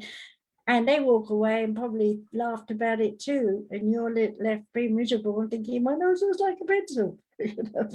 Okay, you have a choice under this second law to take it, learn by it, and release it. Let it go. Or you could judge this person and say, it's your fault. I'm going to attack you. And this person's going to stand there and go, why are you overreacting? Okay, I was just messing around with you. What? Shock. Okay, now I'm going to blame you for shocking me. And we do that. And these people end up having these routes because now I've got to defend myself. I'm only responsible for me and you're attacking me. So I'm going to attack you. Wham. Like my drama here. You can tell I'm a high physical. Out. I don't know. Yeah, so that's the second law. And so many people get wrapped up in that when they're in depression because they're running these thoughts. 101 people told me, ABC, I'm not good, I'm not this, whatever. And I believe that. But at the same time, I'm looking for that in other people come into my life because it's a mirror image. And I'll go into that law in a minute. And birds of a feather flock together, and we all consolidate what we believe and argue over it. My point of view is better than your point of view on the subject, okay? The matter that we're talking about, hear the word matter, because everything matters to our brain box, and that is stored into every cell in our body. So the third law is to say that we shall respect one another for our differences and not fight over our issues, but rather open up to, I want to understand. Okay, again, I'm giving a generality of it, not quoting all the words, but we must be able to share and do it without judgment. So like if you told me you were a lollipop, literally, because you're mentally distraught, I got to sit there and say, that's interesting. Now, what color lollipop are you? Okay. And how long have you been a lollipop? Now, that sounds weird to you, but in England, a lollipop means someone who just sits there all day and does nothing. There was a quote that we used to use in my, I don't know, 15 years old. And now today I call the teachers, no, helpers, who do the crossings for the kids, they're holding a lollipop. a sign that says stop. But to me, it's a lollipop, because they stand there like a lollipop. And has no purpose beyond to suck on it. Now, let's take suck. So when someone is not interacting, they could be sucking your energy. You don't know it. Okay. There are people who are like vampires. So remember all the vampire movies, and we thought someone was going to suck our neck. Well, they suck our words out of our mouths. They throw things at us, and we respond, and we defend, and we attack, and we whatever we can do to survive it. Okay. And we're in judgment. Well, that third law, we're supposed to not judge it. We're supposed to go, oh, this is an interesting experience. Look at her flailing her arms around. Look at her expression. That's interesting. I'm really realizing I do that. And I make my eyes pop out, or when I hear something, so I can see me in that person. So I'm not going to judge them, but rather ask them, how do they feel? And is that patterning with mine? And it might be, and we're integrating because we feel the same, and because we feel the same, we can talk the same, and we bond, and our heart chakra is working. But hey, we're not the same. We're actually very different. In a marriage, you can see that. Guy, woman, it's different. Just to start there alone, okay? I was brought up in India. I was brought up in Mexico. Different. I love plants. Well, so do I. We'll have a plant farm.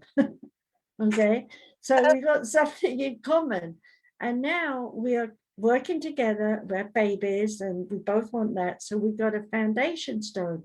But every time we try to discuss it, I'm Indian.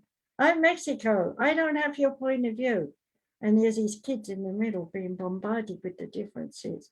And before they're 5 years old, they're all mentally depressed because their culture is different, their race is different, their environment is different, and they're doing something that mum and dad dreams they want to do, and it's not working.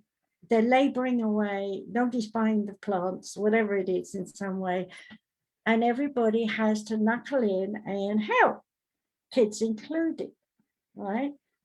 And by the time they've struggled with that situation, they have bonded together in pain. They bonded together in trials and tribulations. They bonded together in the spirit to do this, okay? To learn, don't do this, right? But can you get someone to understand when they're in this tight knot with the history and the family, that they don't need to be there, that they can move on and be somewhere? Oh no, I can't do that. If I leave, the business will fall apart. Oh no, I can't do that because my mother's old.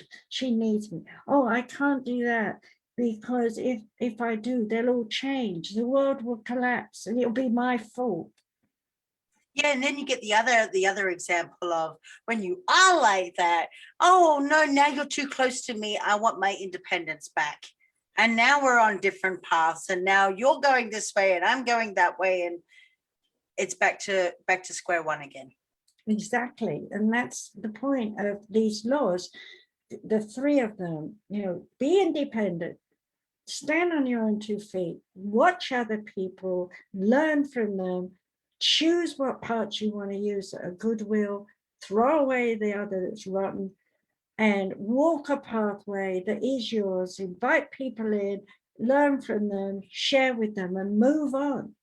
Now, the fourth law is mirror image. I mentioned it.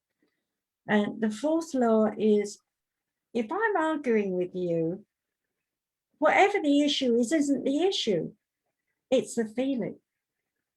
And if the feeling is neglect, loss, fear, pain, anger, guilt, abuse, whatever it is, it could be a mountain of them, you're mirror imaging, you're looking for that in the other person so that you can identify and commiserate. And in that time, heal one another. That's a sharing one.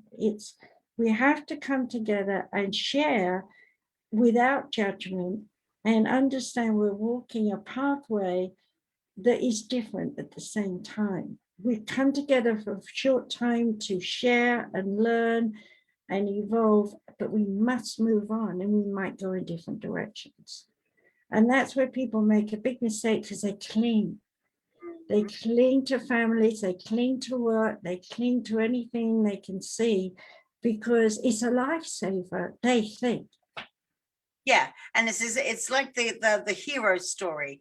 A lot of especially in terms of friendships and marriages and that, we do this because we are clinging, we are hoping that it's the hero's dream of say I have to be with that person because I'm the one that's helping them, vice versa. And then it gets to a point where, okay, well, it becomes codependent. And that is where a lot of relationships and in any capacity screw up. They just become dysfunctional. They become toxic. But when people start to realize that you can have a successful relationship as a marriage, as a companion, as a friend, or as a family member, if you can have your own independence, but you have to recognize that the other person also has their own independence, and they need time and space. And just like you need your time and space, they need time to learn, just like you need time to learn. It's still the mirror effect, except for you are independent. You're not clinging on to something that is there, that needs to be clinged on, because you've got your own independence. And most people don't forget, we have independence. We have our own freedom. But what happens when you have it? You get guilty that you have it, because you're supposed to be suffering. Yeah, because we validate it externally by the other person that we're dealing with. Yeah, I mean, you can't win. It's a no-win scenario, which is why we need the last law, the fifth law, which is love God and God loves us and God provides. But it's so nebulous, we can't see it. So we go into astrology, numerology, and psychics and so on. But let's come back to health, because that's what we're talking about. We've now explained, hopefully, that everyone's listening, why we get depressed and miserable and so on, and ill and sick. But let's come back to the modernisms of where because we talked about what they did with, drilling the brain, electric, putting shocks in the brain. And I didn't actually mention lobotomy, but can you imagine having someone drilled into your head, and experimenting, because that's what they were doing. They didn't know. They were saying, well, this is the nerve for anger and this is the nerve for peace. It's not, because they now know every brain is different, because we store it according to our own need, not according to this is the place for it. Because back in the Piscean age, we always thought there's a place for something. Now, as we move forward into the 70s and 80s, and I mentioned we were doing these little patterns and trying to see how the ogre gets on with the princess or whatever it is. So we were understanding in those days. And of course, I was working with Spirit, Michael, and some of the other archangels, bringing in the soul coding that we now got in the books.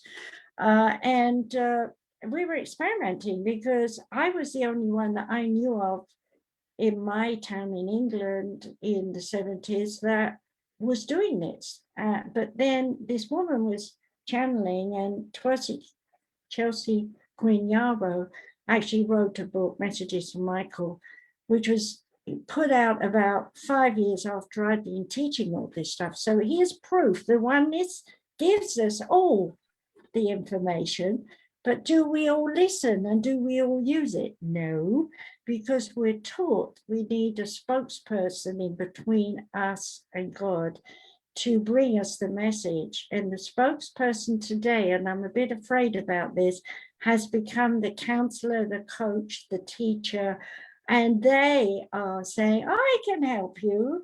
Come on for $35. And then after you've been with me for $35, I'll tell you, my fee is $2,000, but I will give you this and that. And I have the same thing. I have to admit it. I package deals.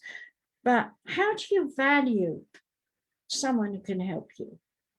You can't, because you're not going to know when you walk with someone, talk with someone, listen to someone, if they're going to get you, unless you believe in the metaphysical journey.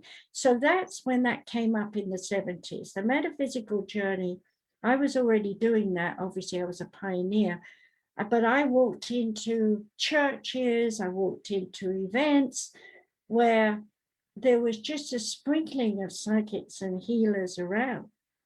Today, nearly everybody is psychic. And so I'm warning people here, you want to be sure they've got their training, and their training doesn't have to have come through the old school, because I can tell you, if you go to a psychologist or psychiatrist who has, they're giving pills. You don't want that. You want someone who studied the alternative medications in different ways, like herbs and plants and therapies, like my crystal acupuncture and tarot therapy. But you also need to know that the person has awakened and studied things like ADD, ADDH. Now, that was never even known or thought of until metaphysical people started to come out with it. Okay, and it came out because we had NLP. Now, where did we get NLP from? We got that from the autistic children, where we were doing the muscle exercises and watching the body and the eyes and the mouth and the expression. And from there, we went into people who are depressed and looking at the same thing the babies were giving us, but now we're looking at the adults and going, oh my God, there's the same expression. You see, so you put two and two together as researcher, and you write your books and you do whatever, and you move on, because once you got it out there, it's up to other people. They'll take theirs and they'll put a bit on top of it and a bit beside it. And so slowly I watched many of the things that I put out there being picked up by younger people who are coming in with more spiritual coding from the oneness, who would take what I've put out in a time when people were resistant, to take it and run with it and put it out in a time now, which would be the 90s to turn of the century, as new information, because the younger people here. See what I'm saying? So I've watched the growth of psychology and psychiatry expand beyond anything. Of course, I've written a lot of books about it myself, but I'm still seeing now, when I wrote Discover Your Baby Spirit and the 5 types of children, those children are now, when I wrote that book, those children are now becoming mums and dads, and they're taking whatever they've learned, and their psyche is working as it did with me, because they're ready for it. I was pioneer in the beginning. Nobody knew what the hell I was talking about, but today they all know. So they can now come with those 5 laws I was talking about and harmonize. So hopefully over the next 50 to 100 years, because it's not going to happen in 5 minutes, each of these countries will begin to understand these 5 laws and begin to understand that we're all equal. No one is better or worse. The guy who takes out my trash, my dad taught me this years ago, the guy who takes my trash out is a human being who needs to be treated like a human being and not compared with a professor who studied for 50 years or so. Just because one went to school and one didn't, doesn't make them different inside. They still have emotions, they still have thoughts, they have an awareness according to their environment, which is different from a professor's environment. But when they come together, there is common ground. I'm a human being. Now, we've just been through 20 years of I'm a human being, but you're brown, you're black, you're pink, you're an idiot, you're great, you're not, this political, this not political, this religion, not religion. Ugh. So no wonder people are depressed and crazy. They got no way to get grounded, and they're looking on the TV that dramas are out. Oh yeah, space. Oh yeah, aliens. Oh yeah. I've had my aliens, but back in, when I was a child, you couldn't talk about aliens, you couldn't talk about different therapies. There weren't any. You couldn't socialize in any environment. You had to stay in your class routine. So your life was full of work and home, and maybe church or synagogue or whatever it is. Today, it's the world because we've got the computer. People can talk to people who've got the language or an interpreter. Okay, so interpreters making a lot of money right now. And so, can you imagine if we had an interpreter on repeating what we're saying to people, say in Hindi or Hispanic, Mexican, or French or whatever, there would be even more listeners, right? But it takes time to do that. So, okay, the one is sends us people like me into every country in the world. Okay, and you're Australian, I'm British, and there's other people all over the world who are like us are doing exactly what we're doing. Thousands and thousands of us. And we are awakening to this Aquarian age. And in the Aquarian age, it's sit down, listen, think, share, help, and grow.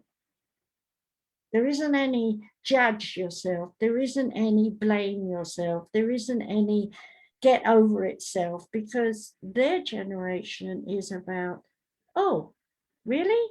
Oh, really? I'll process it. Oh, I mean, how many reallys you're going to go through, you don't know. But ultimately, by the time they get to my age, hopefully they'll still be young at heart, and this world will be a Garden of Eden that we all want. Not because of fuel, not because of whatever was in the past, but because we learn to tap into energy. And energy is created by sound. And we are sound. We talk, our stomach rumbles, even our eyes blinking make a sound. Okay, the dogs can hear it. That's why they train them, so that if I'm going to keel over and die, they're going to save me. All right. So what I'm saying here to people who have been listening, and if there's anyone who is listening and wants to call in, it would be nice, but we're new, so it takes time for people to know what we're doing. But what I am saying is, don't sit back. If you need help, don't sit back. There's always someone who can help you. Search, find the person you feel is the right person from instinct. Mhm. You want to talk about instinct? Going with your gut feeling, that's what that is. Going with the gut feeling, the person that you can think that, well, you instinctually know that you have common ground with, or at least some commonality to relate to that person in order to seek the therapy or seek the education that you require. Right, and that knowing, the key word that you said in instinct, comes from your spirit, and that's where your RNA, your DNA is processed by your spirit. And when you go to the spirit world, you will look at your entire life and you will see the issues that you went through. You'll see the pain, the suffering, the fear, the anger, the guilt, and so on that you've gone through. And you'll be looking at that and saying, how did I ever walk that pathway? And why did I ever walk that pathway? And in the blink of an eye, you'll just suddenly say, oh, because I was learning trust. Or, I was learning faith. Or, you'll have a word, because there is no complication in the brain. The brain says, this is all that I'm going through. It's a mass of everything. But the lesson is deep in your old brain, the hippocampus and all that area, where you know why you've come, and your instinct tells you time and time again. Now, for me, I'm a teacher. What was your instinct word? I started out with therapy, and then I went, no. As much as I like therapy, I'm going to go into teaching. I like teaching better than I do therapy. Yeah. So did you play games as a child and say, when I grow up, I'm going to be a teacher? Nope. Far from it, actually. What I said was, I'm going to grow up and I'm going to be, I actually said it, a healer. I didn't get that far. I had I had multiple different choices that I wanted to be, but by the time I wanted to be somebody, I didn't actually mention it out loud. I fell into jobs that were very, very community oriented, people oriented, helping. Mm. That I've had. But the main reason why I asked you if you had a word is, those of us who are born to be here and make a difference usually have a knowing, even though we're a little child or whatever playing, and you play games and do things. So my sister loved to put her dollies and rabbits and whatever she had that were toys, and then she'd do an Alice in Wonderland with her teacups. Today, she's retired, but she actually is a medium, and she has her people over with tea. She reads her tea leaves, she does her tarot cards, and she talks and she channels, and she's good. But she does the kinds of thing that help them with their problems. Like they come and say, I haven't heard from my son in 4 years and I don't know where he is. And I'm worried with COVID, are they around or not? And if she's tuning to the oneness in their past, she can pick them up and she can see them. If they're not and they're somewhere else in the country, she'll say, oh no, they're still alive and they're living well, they're married or whatever. And that person goes away with everyday information. And I want people to understand why I mention her is because there are a lot of psychics like that, but they are not going to counsel you and coach you because they're not trained in psychology and psychiatry by spirit guides or by the oneness or by courses and classes they taught or whatever. So you don't think a tarot reader is going to counsel you all the way to recovery. You have to be understanding that your mind, it's like a ball of string that's all jumbled up. And all a coach and a counsel can do is help you pull those strings and rewind the ball of strings so it's not tangled up. And it takes a lot of patience and guidance on the part of the therapist. You sit there and sometimes you have to listen for a whole 2 hours or something while they just go on and on because they need to dump and they're not ready to hear what you have to say. And the other thing is too, is that there's a lot of people out there that are seeking psychics, thinking that that's the end all, that they're going to give the advice. Tarot readers are, and not to down them. No, we can't do that. Yeah. I don't, because I am a tarot reader myself. But the whole point of tarot reading is the fact that they're giving you in the moment guidance according to what is being read and by intuition. I cannot go outside. I mean, that's why when I give a reading, I give the reading, and then 5 minutes later, I'm going to forget everything that I just said. Because it's not for us, unless there's a lesson in the mirror image of it, as I mentioned in the laws. Yeah. But the bottom line, though, is that tarot, any kind of reading, especially if they're tuning to spirit guides and know it, you're going to get advice, but it doesn't mean you're ready to hear that advice. Exactly. Yeah.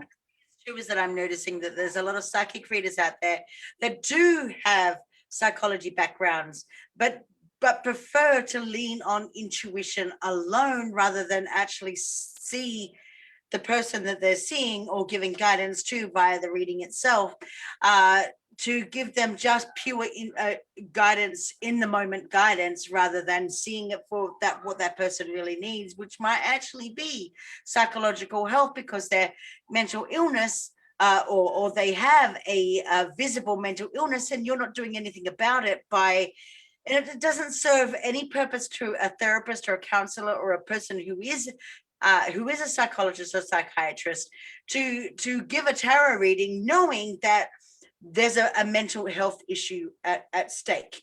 So that's where I have a very big problem with some tarot readers out there or psychics out there that are giving pure advice, in the moment advice, and not recognizing that the person doesn't need that in the moment advice, they need help. Well, you know, sometimes though we have to say that the tarot reader or whatever, the runes, crystals, whatever it is, you know, from where they're coming, there's a two-way lesson always going on. So they may be telling the person something they don't want to hear, but the person's presence in their life, in the mirror image, the other fourth law, is in their life to help them improve their way of communicating and connecting with spirit guides. At the same time, this person who's asking questions may not realize they can connect with their spirit guides. So a tarot or any, you know, psychic fair reading, this spirit guides coming together, give something and leave, you know. So you can't, it's not sort out this depression, it's not get rid of this cancer. Now, if we lay the hands, and I was showing you last time my red hands, remember, when we heal someone, the energy that comes from the oneness and from our body is coming via the deep subconscious into the crown chakra, and it's flowing out of our whole body. So while we're healing someone else, we're actually healing ourselves as well. It's a two-way street. And you have to teach people when you're bringing in, you don't take it up and give it back to God, because you're reprogramming the brain to do the old stuff again. You have to put the negative into the ground where it's neutralized, so we can use that energy again, you know, draw on it. So there were things like that I'm mentioning that in the 70s and 80s and even into the 90s, where people were literally giving up their SHIT to the oneness. And I'm like, what are you doing? The oneness don't need that.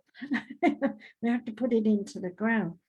So coming to back on key to mental illness, we started with AIDS came, and we started looking at the fear of death. And then we started looking at how to treat that. And I'm happy to say that with my crystal therapies, most of the men that I was dealing with, I did therapy and counseling on, are still around. The ones who went in the medication and injections, they got, okay. But that was my growth. That was my way of looking more at the psychology of the fear of death versus the fear of life. We don't realize how afraid we are to live. Never mind, you know, we've spent so much time, oh, what if I have a car crash, or what if I die in a plane? But in actual fact, we're afraid that tomorrow will be another day that will stress us because we don't know if we can manage it. So that is a more important fear that we have to deal with. And then, you know, going from the 80s, 90s into the turn of the century, I mentioned, you know, you can have hypnosis, you can have counseling, you can have body work, 1,001 different therapies now. Not to say whether they're better or worse, because therapies are all as good as the healer is good, and the patient is patient. So if they're not willing to go the journey, they're going to get off that table and say, it worked, but tomorrow I'm worse again. So the person seeking help mentally and emotionally will also be seeking help physically. We have to categorize a whole person here, because while you started off in the beginning, Katie, with, you know, the mental side and the counseling side, we have to realize there are times when Reiki, the laying of hands as it's called today, or, you know, music playing in the background, or water trickling down in a water fountain, you know, all these things happened in the 90s, 100s and 2010 and so on. You don't see so many waterfalls, table waterfalls in the stores anymore, or, you know, musical things for relaxing you, unless you go searching for it online. Whereas these things were very popular, but they were all part of therapy. And so I would say to anyone who is a coach, counselor, therapist, you know, you may have trained well, and you may have your qualifications behind you, And you may be in a rut, just healing the same people all the time. Okay, change your work, because you'll get stale. I Yeah. was doing readings on the soul structure with Japan, and I started to feel I'm fed up doing the same kind of reading all the time. And so I sent them a whole list of all the other kinds of readings I do. And at first they were like, well, you're supposed to be doing the soul readings. And okay, but they've come back now. And good news is they're putting up the other types for the Japanese to get with me. So that'll reestablish itself in time. But that's what we have to do as therapists. We get bored, we get fed up. We've got the same kind of person all the time, right? Yeah, that's what I'm saying. You are what you attract. And so the other thing is too, is that just because you are a therapist, it doesn't mean that you're not going through your own soul journey or whatever your journey of healing may be, because you literally, and I'm going to use that quote, you are what you attract. So if you're attracting all of these same people over and over again for your therapies, what is it about yourself that you need to work on as well? And then there's the other side of it. Remember that when you do everything like I do, it's confusing to some people. It's like, I don't know what I want. Tell me. And it's like, wait a minute, I can tell you what I can see from the oneness you need, and I can advise you, but you have to feel that's what you need. You have to feel that's what you want. That's what I've said to other people. They're like, but you are so broad. And I'm like, yeah, well, one, I don't like to specialize in one particular thing because I am someone that does not like routine whatsoever. So I have to chop and change every single day. The other thing is, and of course my mind works at 1,000,000 miles an hour and doesn't stop. And so when someone comes to me and said, well, what do? You tell me what I do, because because I would like an explanation myself. It's not that I don't know my identity. It's I do know my identity and I know what I do, but I want you to interpret it, because at the end of the day, your interpretation is going to help me grow.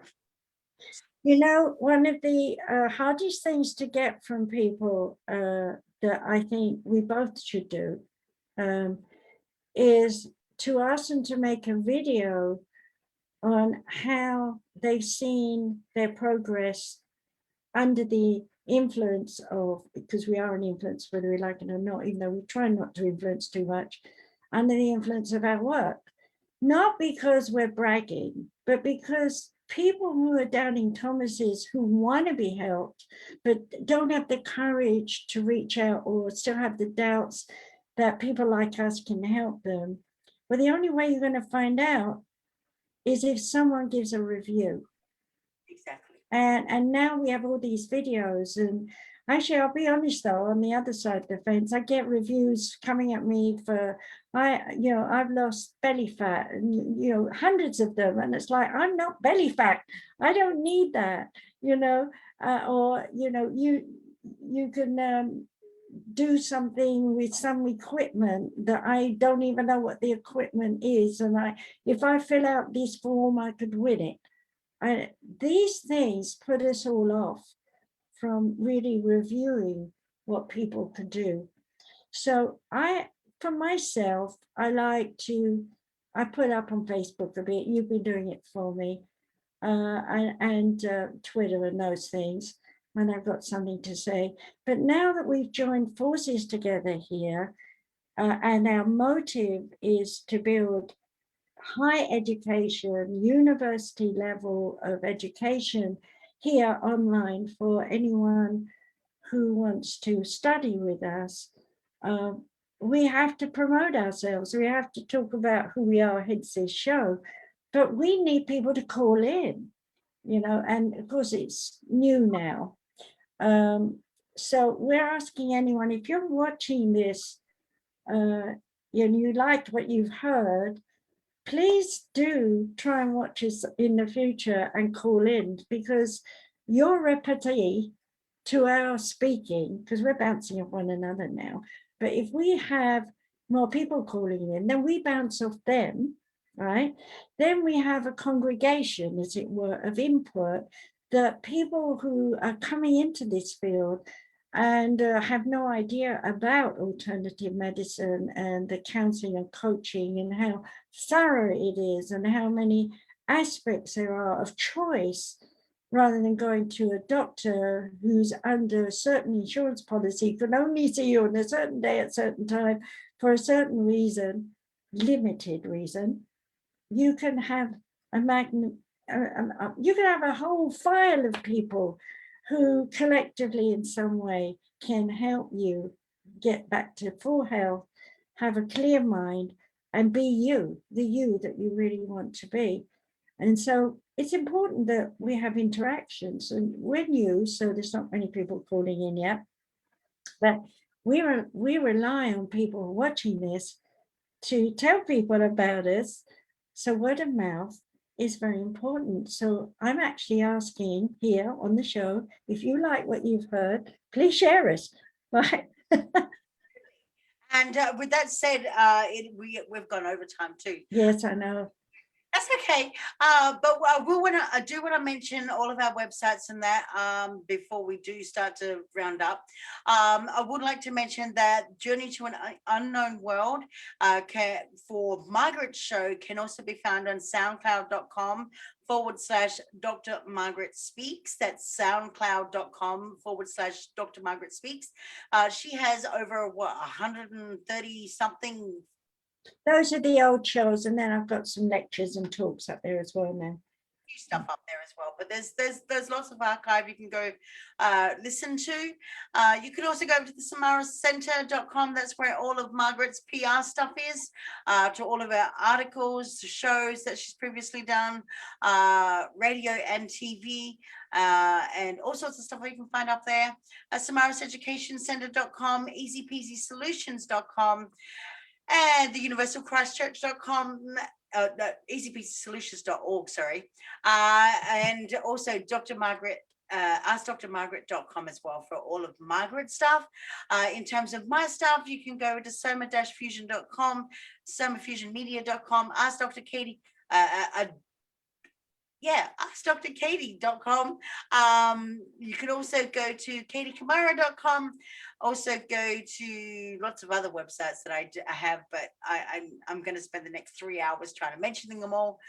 But if you want to go over to the archives for Soma Fusion, you can go over to soundcloud.com /somafusion. You'll find all of the archives for these shows up there as well, and as well as on YouTube. So both of us are on Facebook and on YouTube and on all social media platforms. You can either look up to us as Margaret Rogers Van Coops, or you can look up Katie Kamara, or you can look up just Soma Fusion. And please go over to the Soma Fusion Media Facebook page and press a like, share, and subscribe. Also go over to all of Margaret's Facebook pages as well, especially the Samaras Education Center and Easy Peasy Solutions, that's over there, and also Ask Dr. Margaret Speaks. And I think crystal acupuncture, if I remember correctly. Yeah, and I've got crystal acupuncture and pterogram therapy on Facebook. It's amazing therapy, and I did do a little talk on it recently. Again, it's up there on the website, on the radio show. But more importantly is what I felt to say while you were talking is that we're relying on input and support. So we don't mind critiques because it helps us, right? We're there for you, and our focus is to give you talks, seminars, workshops, classes, courses. A university is eventually my dream that I hope we'll be able to build online, because we've learned through COVID that people do study online. So why not have a university online? After all, most of the universities across our country do not cover metaphysical studies or the latest things in psychology and psychiatry. So mental health is a big thing. Now, the one last thing I want to leave, and I'll let you pick it up before we end, is we know people who have been drinking a lot and had a lot of issues, and it is not believed to be a mental illness. It is. I was married to two people who had mental issues. Both were in different ways psychologically, shall we say, destroyed by the way they think. One was abusive, aggressive, violent. The other was not at all, wouldn't hurt a fly, but would lie, cheat, gamble, and drink. So I learned the hard way living with these men in my life. Now, there are people out there who are drinking, who are saying, I belong to AA and I'm having issues. And that may be another show, but I want those people to say, contact us, because we're experienced in helping people have these kinds of issues, even if it's just a quick chat. So do you want to reaffirm that for them, where to go, which site should they go to? They can contact us by email at samarisucc@gmail.com, or you can contact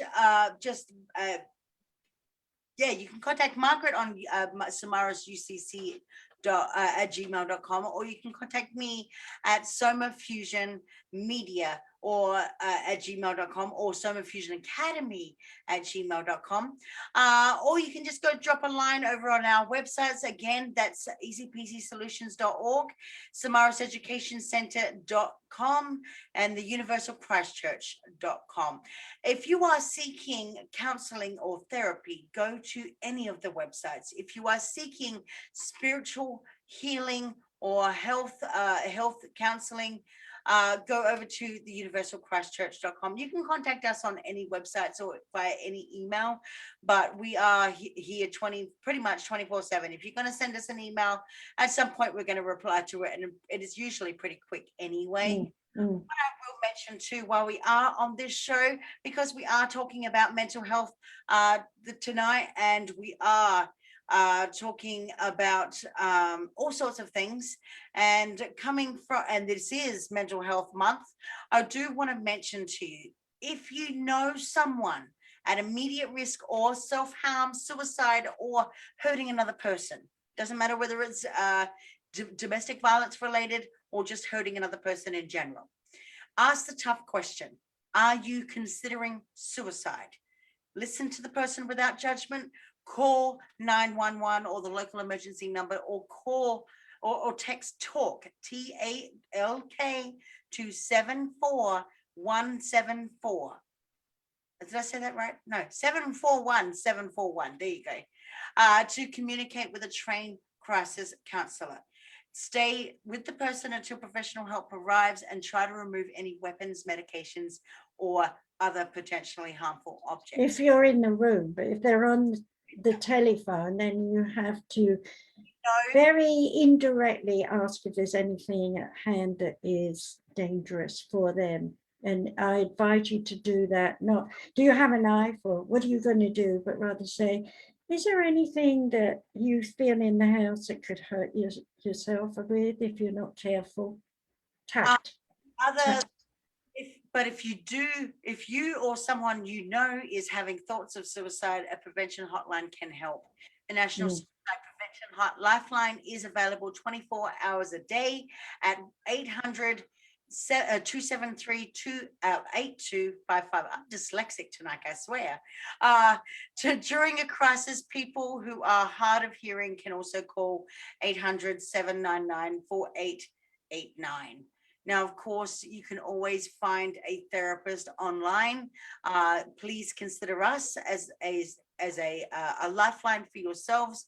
But you can also go over to medicalnewstoday.com to find the links and resources for suicide prevention. I will post that up in the description so you guys can see where to go for prevention. You know, I have to say thank you, Katie, for all that research that you found. It made me very lazy. I actually do have, I've mentioned these numbers and links and that on my other shows. I think I've done about 3 or 4 shows related to mental health.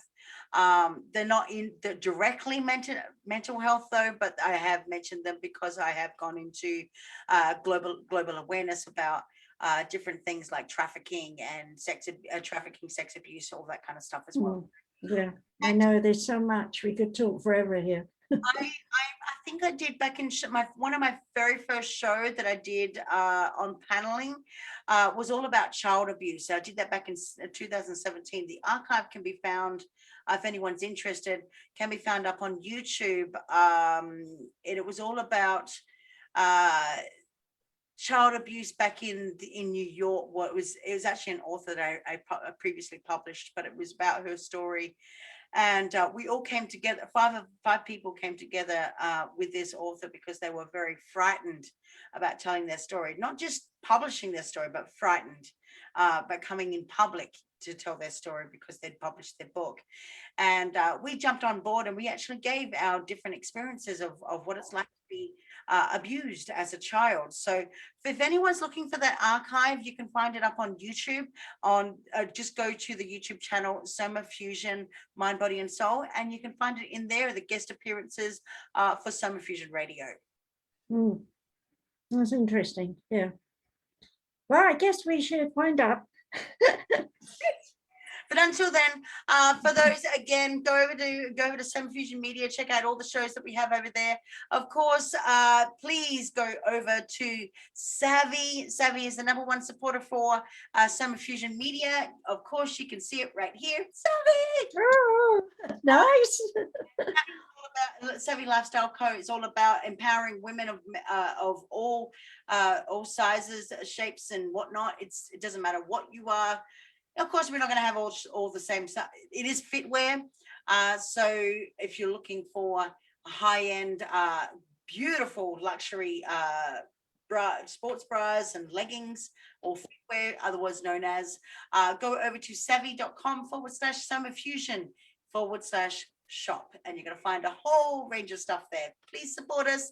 I have two $25 gift cards to give away if you contact me at via social media, or if you contact me via email, somafusionmedia@gmail.com, you might be the lucky recipient of that $25 gift card to go buy your very first pair of leggings or a bra or even casual wear. So check that offer out. Until then, we are going to have, you got any last words, Margaret? No, I just want to say to everyone out there, there's 5 planets retrograde. Oh, shoot. Yeah, don't jump at things. Go slowly till it passes. You don't want to make mistakes. No. Learn. It's a big learning curve. What? All right. Guys, we'll see you next week sharp and 7 o'clock Eastern or 4 o'clock Arizona Mountain Time. Or Pacific time, whichever. Yeah, I actually put Pacific time up because we don't change our time in Arizona. So yeah, so we're talking either 4 o'clock or at 7 time. Next Saturday night we'll be back on air, and we're talking about a brand new subject, whatever that may be. Stay tuned to social media because it will be advertised, and please, if you listen to the show or come across it, please share it. Let everybody else know what we're learning. Yeah. Right. Well, thank everyone for listening. We appreciate you. Next week. Yeah. Bye.